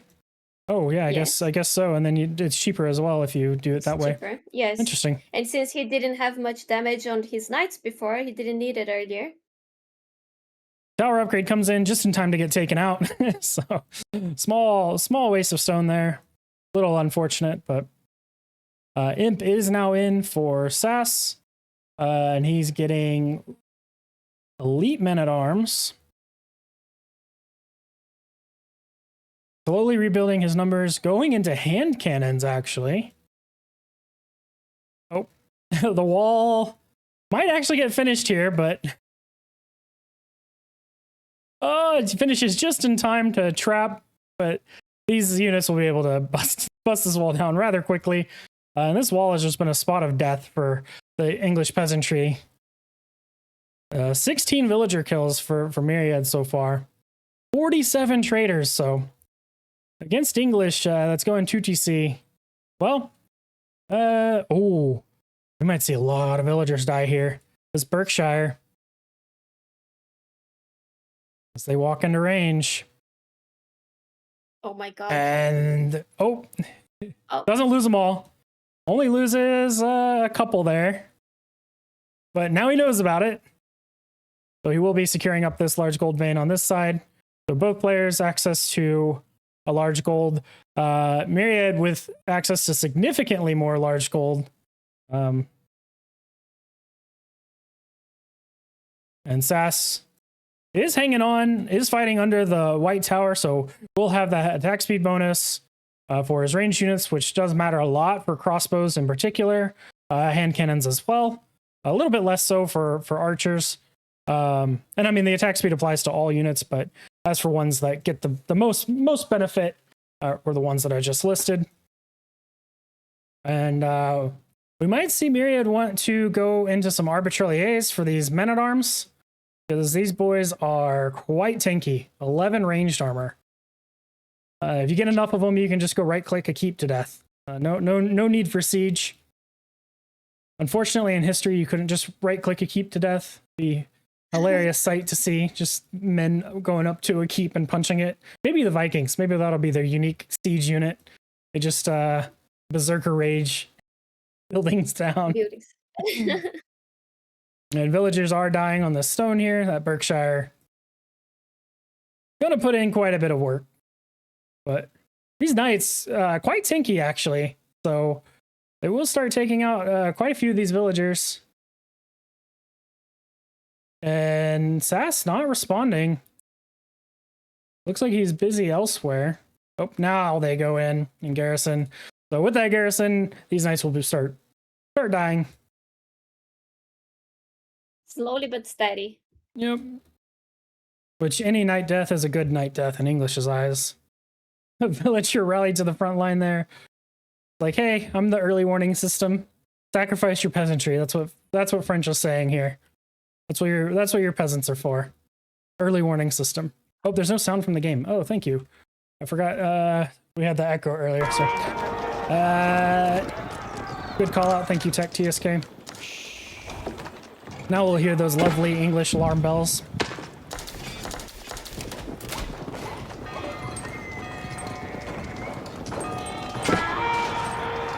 And the knight's going back in, try to stop this gold mining at all costs. So tons of villager kills. Farms have been added though for English, so they will start getting the gold from farms. French getting gold from traders. French has a crazy amount of gold float. Might want to think about trading out some of that gold. Actually, just go wonder. I want to see a pro do a wonder victory in a 1v1. True. That's not something you see every day. But 2 sacred sites for Myriad, 4 relics as well, plus all those traders. That is a 3k gold a minute. So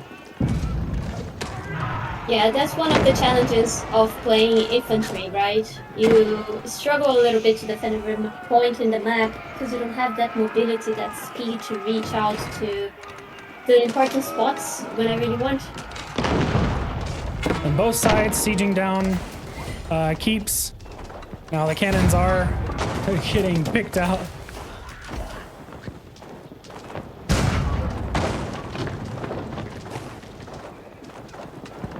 These can't fire from outside the attack range? Interesting. You really do have to tread down the Berkshire. And Sass targeting the villagers with the Berkshire. I don't know if that's intentional or not. Sacrifice. I think it is. It's targeting the villagers. And Berkshire does go down, so large gold access is denied for Sass. Not really what you want to see. Cannons taking out the peasantry on Sass' side. Now this keep here getting trebbed down as well. So this keep going down, not as bad as your Berkshire going down, but the Berkshire is at least repairable. So we'll potentially be able to reinforce that position. Big fight going on now. Second casters level record. Not the best fight for knights in this choke points, if we're gonna be honest here. And it's so many crossbows, they're just melting the knights. And chat, let me know if Bella's still doubled up on the Echo and Bella. Keep talking. Take it away. We're having some minor audio issues after the trivia. So the food income, at least for Sess, is very, very nice. So he can keep pumping units because of his income also from the farms is going to support keep the production, to keep the production coming of those men-at-arms, which are pretty cheap at the moment. Only 20 gold for men-at-arms. So as long as he's able to keep messing them, keep bringing them, those archers from the French are not going to be able to keep up. It looks like we do have the audio fixed now, so thank you, chatters, for helping and letting me know when the audio things get screwy. All right. That he just didn't live to see the light of the day. Just went down. It was just a dream. I love hearing the cannons firing off. They did a really good job at the cannon sounds in this game. And Myriad really should be going into arbitrarie's. They do a number into men-at-arms because they have quite a bit higher melee armor. And they hold their own against longbows, surprisingly. They're not the best, but they don't fall over nearly as bad when they activate the Pavis. But looks like hand cannons instead is going to be Myriad's option to kind of dump some of this gold into a unit. Exactly. We don't have longbows at the moment. I mean, Sess is starting to make them now. Probably he saw the hand cannons. That is going to be a nice counter to the French hand cannons for sure. He has 60 men-at-arms now. 50. 53. Oh my god, that's so many. These boys, even though they're getting shot by hand cannons, are still very tanky, absorbing multiple shots. What Myriad needs is some springholds. Some springholds would really help against this mass man-at-arm style. And the Treb's going to work on these cannons in the back line here. So good old slugfest. Keep on top of the Berkshire, so that Berkshire's not going up anytime soon. And Sass still hanging in there with not a lot of villagers on gold. Only has this small front gold here. Or no, I say small. Average front gold. 4K gold. Big gold still secured by Myriad. Not that he needs it. And Sass's units are being thinned out. We will potentially see a tap here soon from the English side. Because, yep, and there's the tap. Yeah, not having resources is a death sentence for any civ, no matter the matchup. And so, how did that play out compared to history? We can consider as one of the French victories, which they did happen for sure.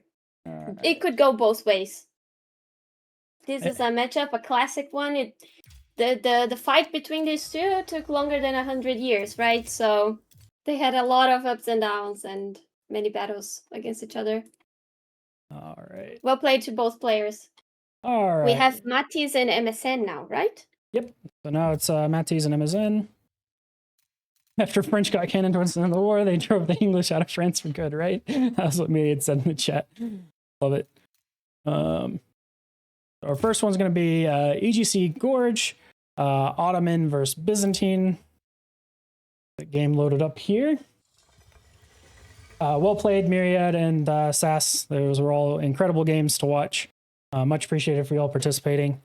Now we are on to VES versus VES. MSNDK and Matiz. A lot of mech events feel more like VES events because I seem to tap them a lot for some of these fun game modes.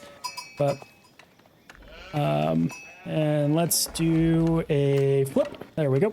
MSNDK in the blue on the Ottoman to the northwest. VES Matiz on the Byzantine in the south Nope, sorry. Southwest, northeast. Jesus, I cannot do cardinal directions. You can also ask my wife. I'm directionally challenged. I'm terrible. We are going to see a Dark Age Spear opening from MSN, so trying to slow down some of that, probably that olive oil gathering from Byzantine, or maybe the stone. We'll have to see. But while we ride along with the scout here, Bella, take it away on the history of these civs. Yes, we have Ottomans in the attack position here. They really wanted to conquer the last piece of the Byzantine Empire, which was Constantinople, and add to their territory, which is nowadays Istanbul, by the way, Constantinople, and it's located in a very important place. It's a gateway, right? It's an area between Europe and Asia, so it was a very important economical and military position, and they really wanted to conquer that spot. We even saw in the trivia the year of the fall of Constantinople marks also the beginning of the early modern era, which is a very important important fact to know, because it's the era that we live nowadays. So I think that's an important fact. So in history, the Ottoman Empire did manage to break through the famous walls of Constantinople and conquer and end the Byzantine Empire. Let's see how this game's gonna go, though. Did the players follow history, or did they try hard? Let's see. Oh, and we do have a villager here on the south towering the berries, so a lot of early pressure from MSN here. So putting the screws to Byzantine, so to speak. And we'll have to see how Matiz responds. So is going to go Hippodrome instead of Grand Winery, probably due to spotting out this tower. Take a quick look at the Fog of War. I don't know if he saw it, but I'm sure he could wager a guess. And mining camp most likely going down as well. So we'll have to spend a little bit more wood if he wants to go back out on the gold. Thankfully, only a 1 cistern opener, which I believe they get off the rip now. They no longer have to mine a little bit of stone to get their cistern bonus up and rolling. And that base one is going to just increase the gather rate by 10%.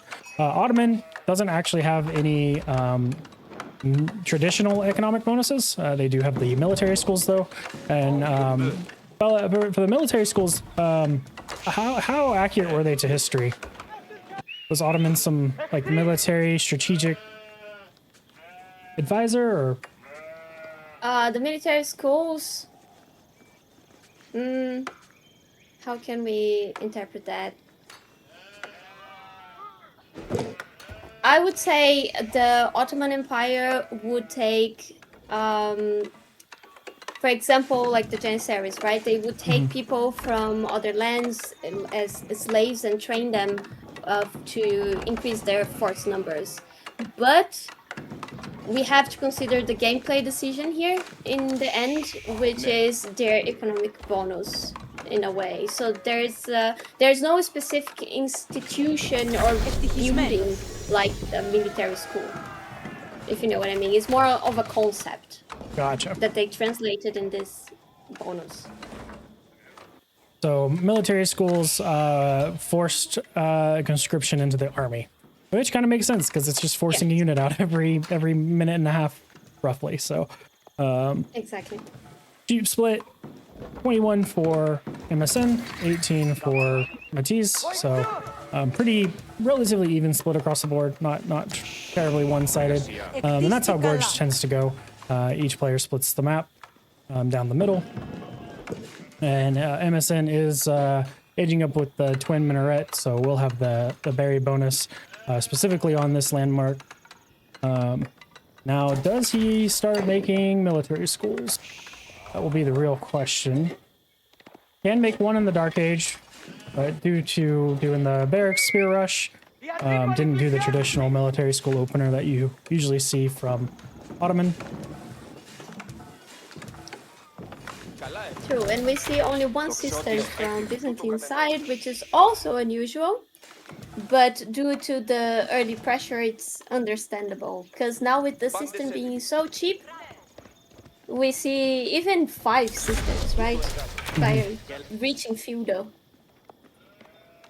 And we are going to see some pressure coming in from Matiz. He's going to be, well, it looks to be pressuring the gold for MSN. And the tower should have spotted a lot of this out. And let's take a quick look at the trade posts. So we have Musafatis and Camel Archers to the south, and Royal Knights and Horse Archers to the north. Oh, this one wouldn't be bad to put a mercenary house on. And now the mercenary house. So was Byzantine traditionally known for a lot of mercenaries? Talk to me about that historical context.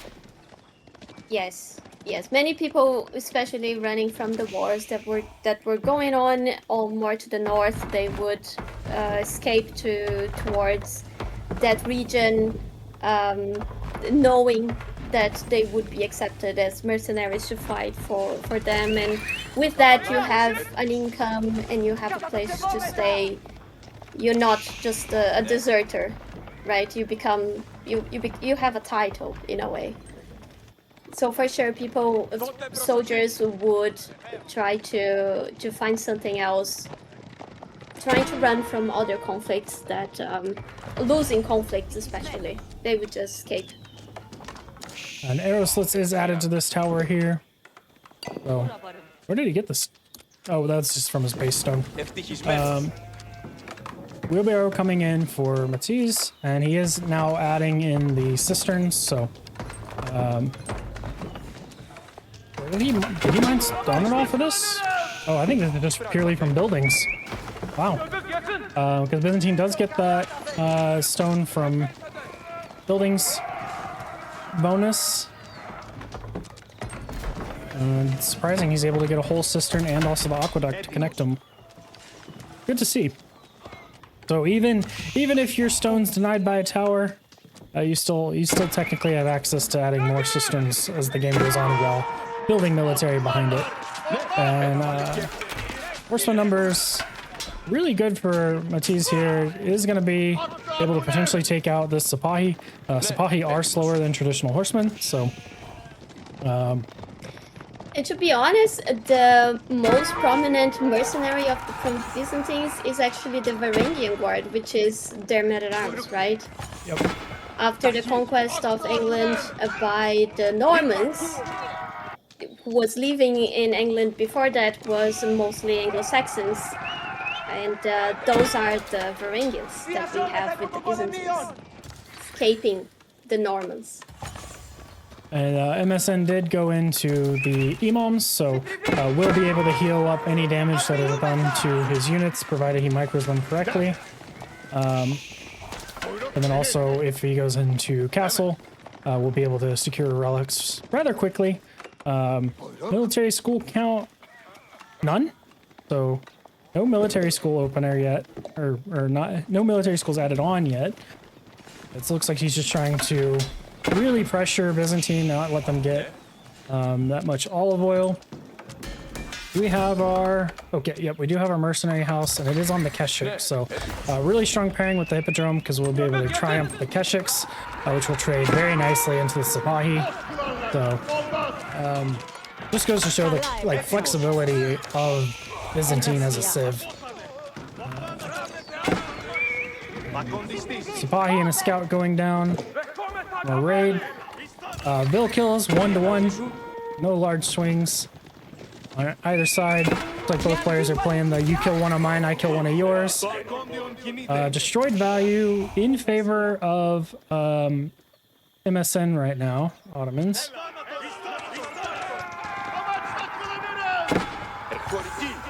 And all these villagers just ran at the Sipahi. But they did fully eat that berry bush. I wonder if we're going to see this tower get taken out. Because he will want to access these berries, though he does have the backberry and deer here. So can make a cistern over on that front. Yeah, the decision of not making military schools is very interesting, because that's your biggest eco bonus at this point. And you could have so many more units right now if you had those buildings going on for yourself. And behind this, Byzantine is slowly just scaling. So that olive oil income, as well as the cistern gather rate bonus. So even though he's not on 5 cisterns, he doesn't really need that much to be ahead of Ottoman, since Ottoman isn't making those military schools. And MSN going into the Anatolian Hills, surprisingly, so we'll actually get a 15% extra gather rate on mining. So whenever he does decide to eventually tap stone, I think my favorite Vizier point though is going to be extensive fortifications. It makes your all your buildings that you can garrison have crossbows. So if your opponent hits castle before you, you're really not worried. You just garrison up and their stuff dies whenever they try to dive, and it really breaks people's brains because they're not expecting their heavy units that traditionally can dive to be able to dive. And then later on, if it turns into an imp slugfest, you get a discount as well on your keeps, which get the Great Bombard emplacement, which is a very scary keep to try to fight into. And you can place 3 keeps off of 1 large stone instead of just 2. So yeah, that's my favorite Vizier point. Sorry. A fun fact, I don't know if you're aware, but by making the military school on the neutral trade post, you also increase the production rate of it. I don't know if you... Not the military school, the mercenary house. Oh, I don't know if you knew it. I did not know that, but that's good to know. So if you went and made one over there... It's written there, exactly. You can read there. Oh, and I see. So if you... 60% production speed. And I think it only applies, though, to the mercenaries from the trade post itself, right? Building.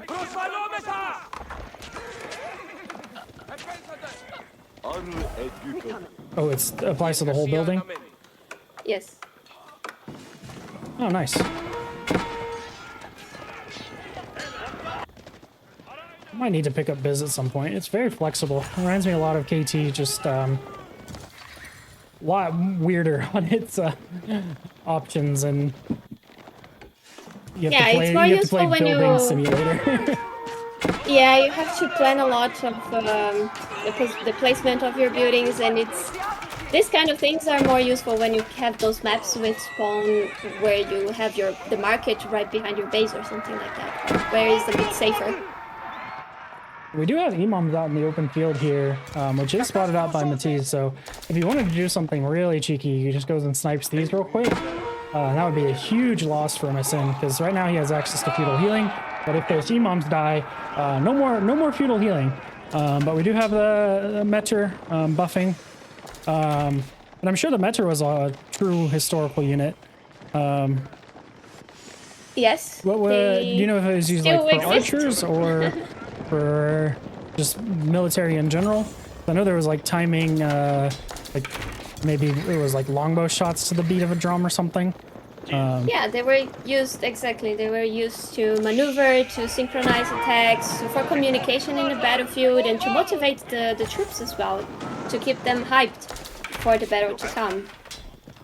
And they still exist until today, and you can look on YouTube for Meter song, and you can listen to a real Meter drum, actually. That's awesome. I'll have to go check that out after. And, nice raid on the deer. Yes. And losing even more villagers, which is not what you want as Ottoman. Though he can eventually go into the Pax Ottomana Vizier point to kind of catch up the Vill losses. And a big fight breaking out here. The long feudal game from both players. Imams are healing, so we'll provide a little bit of an advantage. Meter's not being sniped out either, so and the Meter is on melee armor. So these Sipahi are going to be quite tanky. But Lemonade doing quiet. Oh, and one Imam does go down. Second Imam does go down, so feudal healing has been taken off of the table. And now we have the slow run back, trying to kite. But most of these units are going to be going down. And losing those imams, very unfortunate loss. And though MSN did have the larger military number, half of his military was back at base dealing with that raid. So well-timed raid from Matiz. And MSN still no military schools, so no real way to kind of passively catch that army back up. And that might be the mistake that costs him the game here. Add three villagers to stone and you could get that. No passive stone from buildings being placed either. So where Matiz is slowly scaling out cisterns, just with passive stone from building placements, because he still also hasn't gone on stone either. Both players saying stone veins don't exist in this game. True. But long Only feudal two game, cisterns. really love to see it. Let's check the Hippodrome. Oh, we did get the worker upgrade, so these will have additional 2 damage to workers. So any workers caught out, ooh, and catches them right as they're going out on the deer. So that'd be another significant villager loss for MSN. Matiz is doing a great job, and also is getting gold for each villager kill as well. So yet another way to kind of ramp the economy. And MSN doing the you killed some of mine, I'm gonna kill some of yours, but looks like he only picks up 3. So not really evening the odds, 15-5. MSN's gonna need to find quite a bit more damage if he wants to get back into this game. And at the same time, Matiz is going castle now, so we're gonna start seeing cataphracts running around, which will be quite of a problem. And it is gonna be Especially since we the have Golden Horn Tower here too. now. So passive Keshik's coming out. Oh, and that's the other thing. He did have access to Triumph during that big fight as well. So some of that feudal healing that MSN had, largely minimized by Triumph, at least for the horses were able to heal. And MSN struggling on the food now. Trying to go back out on these deer again, but the spears aren't going to be in position to catch these horses. And another raid.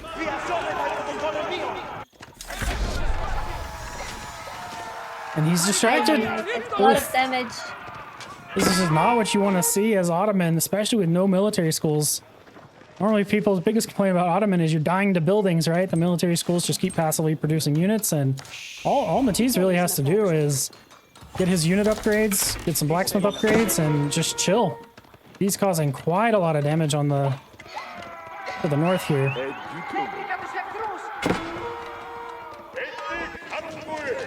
MSN trying to find damage. Does pick up a couple Keshiks.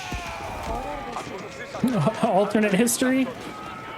Potentially. We'll see if he somehow buys his way back into the game.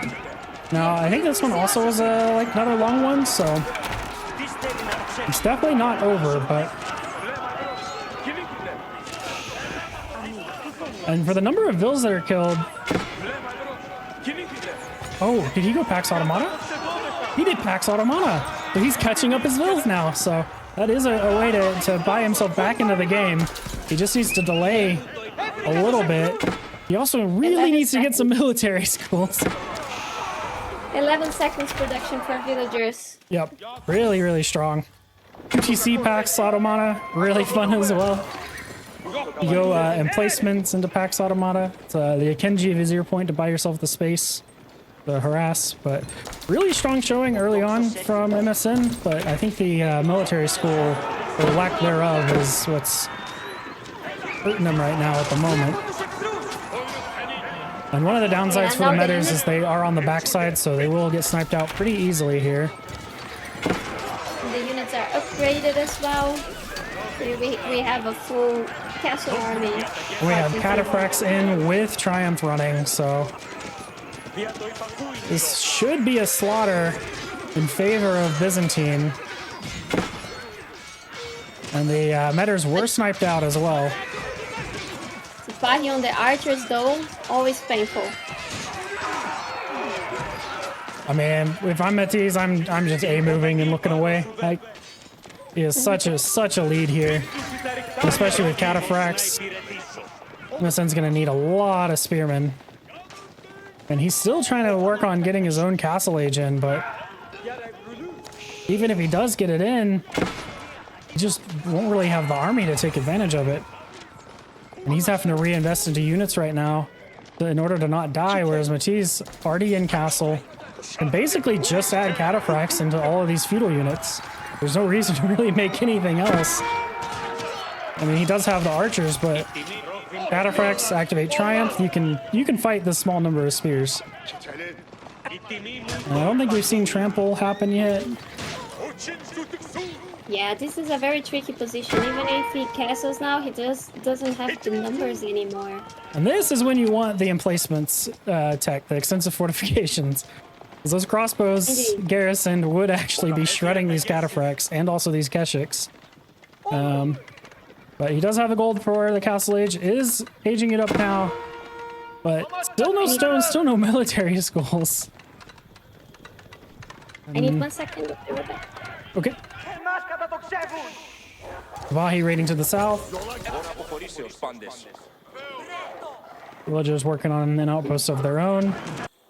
MSN, sorry, Matiz spread all over the map and getting whatever he wants here. Oh, this is a nice cheeky little cold from MSN. And the age up does finish. He is about to have another Vizier point available. No unit upgrades in yet. And is really lacking on armor, on armies. Springlets I don't think will make too large of a difference here. Potentially want the Mangonel. Raid happening to the north while all this is going on. And we will probably see a tap soon. Has the Vizier point available. What's he gonna pick? No military schools, so Janissary Company's terrible.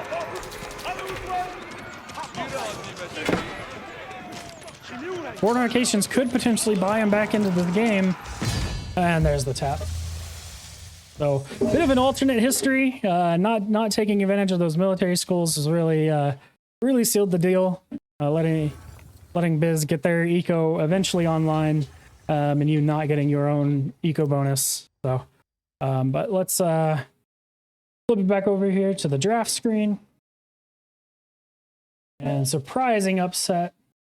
But great showing. We love to see it. Our next one's going to be Prairie. Golden Horde versus Rus. So this one's going to be a 23-minute long game. I'm back. Sorry, I had to go to the bathroom. Drinking so much water in this heat. No worries. So Byzantine did end up winning. So historical upset. If we consider that it took 100 years for the Ottomans to finally take over Constantinople, maybe, was one of those battles that they didn't manage to succeed. It wasn't the final one. It was year one, not year 99. Yeah, this was not 1453 when Constantinople fell. It's just a random battle from them. Let's consider it like that. All right, and let's bring up our sheep counter here. So we have Prairie, Golden Horde versus Rus. Why Prairie in particular for this matchup? What made you choose this one for the Golden Horde Rus? I mean, there aren't many maps that are actually based in real places, so I tried to pick what would make more sense. Prairie would be something similar to what the region looks like, where the conflict started between the Mongols and the Rus. So I thought it would just be fitting enough for this purpose. That's one of the things that we are actually lacking. Some maps based on real historical places. For example, Constantinople would be an amazing map to make with the water in the middle and 2 pieces of land, a thick water place, nothing like Mongolian heights, right? Right. So if we had like someone making maps, historical maps, which we have in AoE2, I saw some of them and they look amazing. They have like Ireland and England islands. They have beautiful things. So that's one thing that we still have potential to improve on in AoE4. Well, if anyone here is a mod map maker, you heard her. Get to it. Make some historical maps. So. I tried convincing Avely already. He just doesn't have the time. And this is I think EGC Prairie, so we're not going to have the turbo massive gold inside the base. They will have to go out on the map for gold. Not super fast, but relatively quickly by comparison. Also, no gigantic stone in the base either. And that is one of the nice balancing things about EGC. Rus did open with, looks like double scout. So, and hunting cabins on these small little wood lines. This map is decent for Rus as long as you're not going high trade house. Because the hunting cabin aura, you can kind of fit it along all of these tree lines and get more gold than you would if you were trying to not overlap on like one of your own massive wood lines. It lets you optimally place a little bit easier. So like a hunting cabin here would be a crazy like 21, 22 gold hunting cabin. But Khan and Torgood's age up for Golden Horde. I don't think you really choose the other building carts. Maybe for like a hybrid map, but I think Khan and Torgood is just too good to pass up on. Is it 30 additional health is no joke. With another potentially 3 to 5 hits from spears, depending on melee armors. And then even more if it's like archers or town center. So I think the other option to go with the cards is mostly used or more beneficial when there's some Dark Age aggression, right? Because then you age up already with some production building. I think that's the thought behind. And the double scout opener for Rus. Rus kind of favored on this map just because of the sheer number of sheep available. Though in the Diamonds in the Rough tournament that we had, we did have, I think, the highest sheep count ever that I've ever seen on one player. It was like 44 to 6. So that was a Japan versus Mongol game, and Japan got all of the sheep. That was really fun to see. So Prairie can be very one-sided on the sheep. It's one of the few maps that is so one-sided. But I do like what they're doing lately with the, consistent amount of sheep, like what, 7 or 8 around the town center off rip, which means you're not just immediately dead if you don't find any additional sheep over your starting town center sheep. But Scout's gonna be hitting the Ubu. And that is one of the benefits of having additional scouts. You can use these to just go around and be a menace and eventually torch things. He is following for this other Uvu from Age Up. And it is Golden Gate. No second town center. So looks like we're potentially just going straight into Fast Castle. Especially with this number of sheep, like, why not? Is making an early night. This might just be for harass into Fast Castle.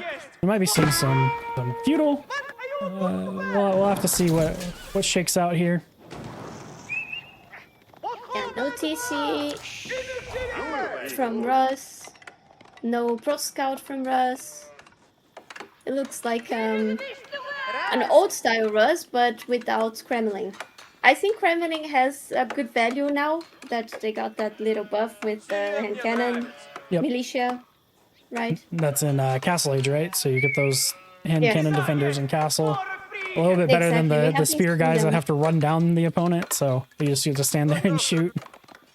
We have been seeing more and more of the Kremlin nowadays. So I will have to say, when I play Nomad FFA random, Bruce is my least favorite civ to get. It just feels very, very dry to play. I don't know what it is about them. I think maybe because their game plan's pretty simple. You just put hunting cabins everywhere and eat the hunt. So getting to the point where you can mass Streltsy, that is fun. But how often are you really getting to go mass Streltsy, right? Like that's talk to me a little bit about the historical. I know we have the AoE4 campaign, but Golden Horde versus Rus. So this would be Golden Horde's a little bit later in Mongols' lifetime, right? Remind me which Yes. era Golden Horde is? Not Genghis Khan, is it? Is it Genghis Khan Golden Horde or is it Golden Horde is after.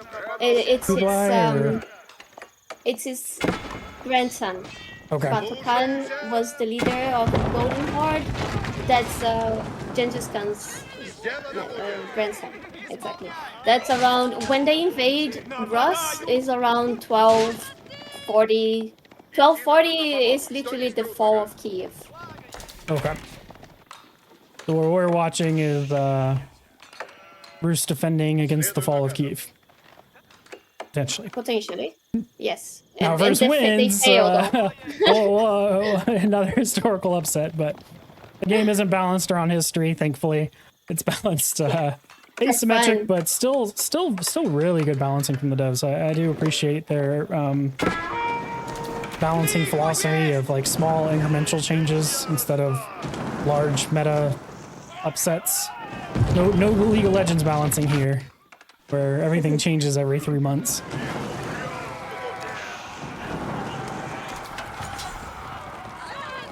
The Uvu is burning, so... The Rus, at least they have very nice knights. They can support them. I love seeing the Rus knights. They're very beautiful units. Now what's interesting is the knights, they are the Rus ones, they are already carrying the Rus shields, the green ones, that we can potentially see from the Golden Horde in Castle Age. Once they get the Rus shields. The Muscovy Yassek, yep. Yeah, exactly. And that would be a very apt age up to go. Yeah, especially considering they're trying to conquer Rus.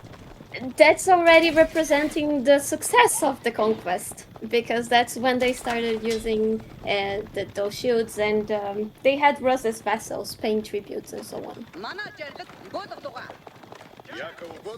So that's interesting. Oh, I hope he makes some Rus tributes to fight Rus. That would be fun. Would be oh, I forget the Rus city names are always weird and hard to say. Moscow? Not Moscow, like the little tiny ones in the campaign that you had to like do the trading thing for. I can't remember their names, but maybe they vassalized those. Yes, yeah, well they did. And a question from the chat is, so how did the Rus drive the Golden Horde out? I think that was in the campaign. The Alexander guy, right? They didn't really drive them out. The Mongols simply started to weaken because it's a huge territory, so it's kind of hard to reinforce. And the Rus turned into many different Duskovies and territories.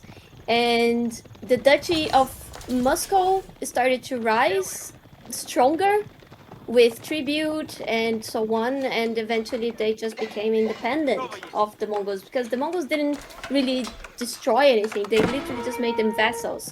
But if their presence started to weaken, you know, then whoever's in the land starts to get stronger. That's basically what happened. They just faded. The Mongols faded. Sounds sad. Oh my god. It's similar to Rome, right? Sounds actually sad. Empire got too big, no longer able to be held together. Yeah. So. You only have one Genghis Khan in history. That's the thing. Sorry, say that again? You only have one what? You only have one Genghis Khan. You don't have many. What you're saying is you need that aura to keep empire together. Yeah. Exactly, you need strong leaders, and if they aren't, and that happens a lot in history, especially in England. You can see strong kings, usually their sons, they're all very weak and stubborn and just spoiled brats in a way, and they end up losing everything that their father managed to conquer. That happened over and over in history in many places in the planet, let's say. So I wonder how much of that is a result of inbreeding. Like probably a lot. Yeah. I know you had a lot of like real like sons or daughters that had like issues in England, cousins as well. I actually made myself by hand an entire tree for England, and if you see, I start with William the Conqueror in the 1000, and I go up to the War of the Roses to make my English and Lancaster videos. And if you see how hard it is to structure this family tree because of how many cousins are marrying cousins, it's like insanity. I don't even It's know how crazy. that family tree would look. Is it like what, straight line sideways or down? I can say I'm gonna take a screenshot. You can even show in the chat if you want. Wait a second. Okay. In the chat, in the stream. Maybe we'll do that after this game when we do the trivia. Yeah. You can pop it up. Yeah, we can do that. I'll share my screen with you, then we can show it bigger. Yeah. Perfect. And Matiz in the chat, alcoholism was one of the big plagues of Mongolian Khans and their sons. Oh, good to know. So similar to the Native Americans in the U.S., they had a lot of issues with alcohol. Alcohol's Now bad, alcohol is okay? getting too expensive. True. Well, and like Gen Z isn't even buying it anymore. Exactly, yeah. Because they're all on Adderall. I would know because I'm on Adderall. Can't I drink mean- when you're on ADHD meds. It costs so much. Like if you go out on a night, at least here in Germany, you're gonna pay, I don't know, 60 euros for a few drinks, like 10, 15 for one cocktail or something like that. 4 euros for a beer. It's like so much. Oh, 4 But euros that's- for a beer but is like that's- really cheap compared to the US. Ours is like 15 bucks for a beer. 15 bucks for a beer. Wow. Like, I know a lot of Europeans are complaining about our World Cup prices because it's like 15 bucks for like crap Coors Light beer or something. But you So- pay then 8 euros for a and then you got a tip cup too. of water. Oh That's yeah, true. we have to tip here now too. I mean, they are trying to enforce it somehow. Wait, they're trying to make tipping happen in Germany? Oof. Yeah, but not by law. The establishments, when you pay, you in that digital, I don't know, when you're gonna pay by card or something, the first thing that you see on the machine is how much tip you wanna give. To kind of humiliate you to press none, kind of. It's like horrible. I feel like Germany is one of the countries that can just go, nope, we're not doing that. And just, Yeah, well, because like y'all actually pay real wages. We only have tipping because your minimum untipped wage is like $3, but we do have a big fight breaking out here. Roos actually winning it quite handily. Archer's doing a those great knights. job sniping out all of the spears. So the Roos Royal Knights, or Roos Early Knights, sorry, they're not French. Roos Early Knights doing quite a bit of work. Khan and Torga just, compared to Knights, not as strong. So MSN would have needed a much larger spear mass. He doesn't have the debuff arrow either. So it's not over, but it's not looking good. Looks like Roos is the alcoholism is getting to the Golden Horde, to the Khan, and he took a drunken fight or something. it could be. And boar. It's gonna be denied off the boar here. Yeah, it's a rough position to be in. And these Roos archers just going ham. That is one of the benefits of Roos, is you do have a really good wood income. So if you get to make archers, you like making archers. And has a lot of gold, surprisingly. Oh, and he's fully on gold, so could potentially be looking for a castle upgrade here on the Roos side. It looks like he's actually just reinvesting in military. That reinforcement line is trickling forward. Really nice hunting cabin here.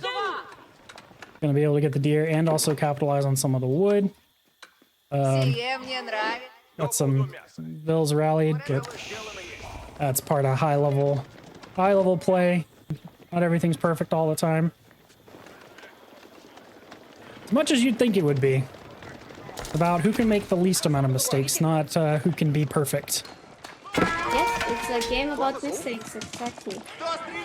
But Who makes the least of them? one of the benefits of Golden Horde, reinforcing, everything comes out in batches of 2s, so does build his army numbers back up quite significantly.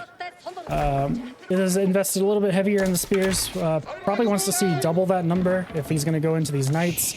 Does need an answer for this mass archer, so Karash, more archers of his own.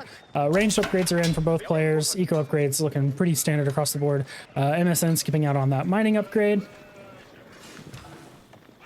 And the real question is one of these players going to try to go castle?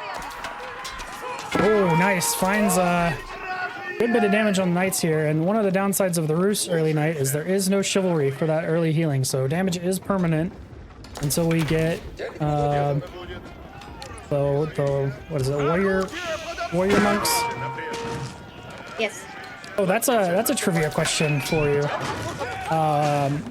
What unit, non-siege, single pop space, has the highest DPS in the game? With inspiration. It's just highest raw damage. Okay. All civ bonuses applied, the whole nine. What unit do you think it is? OTD and cannon. Nope. The highest DPS unit is actually the Zushi monk, with the bamboo stick. It does 50 damage every 1.5 seconds. It is a very weird unit to get to that point because you have to be imp for that, but yeah. We are seeing a fight break out here. And the Rus archer is just doing a number. Very good focus fire. Looks like he has two groups that are split between different spears and archers, so doing a great job of not just shooting the Torgood, which loves to tank archer fire. And MSN gonna have to try to answer this somehow. And the Ram's doing a work on his production, so... Matiz Archer's count is just scary. Yep. And that's how you win feudal, right? Mass archers. Name of the game.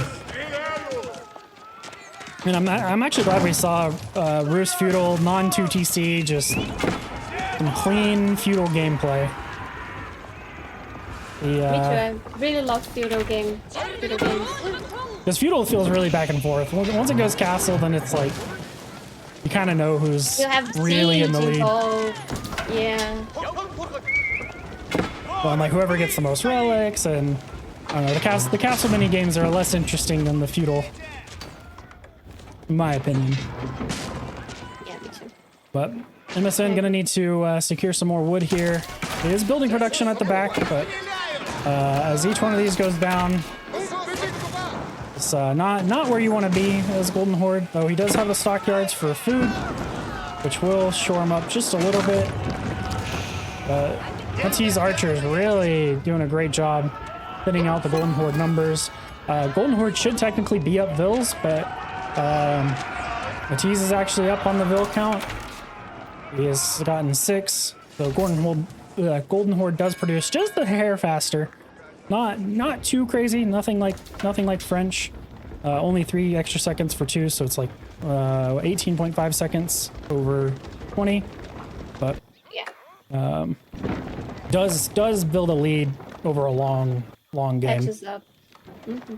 The Knight's gonna go for a raid, and looks like Werbix is cheering on Matiz here.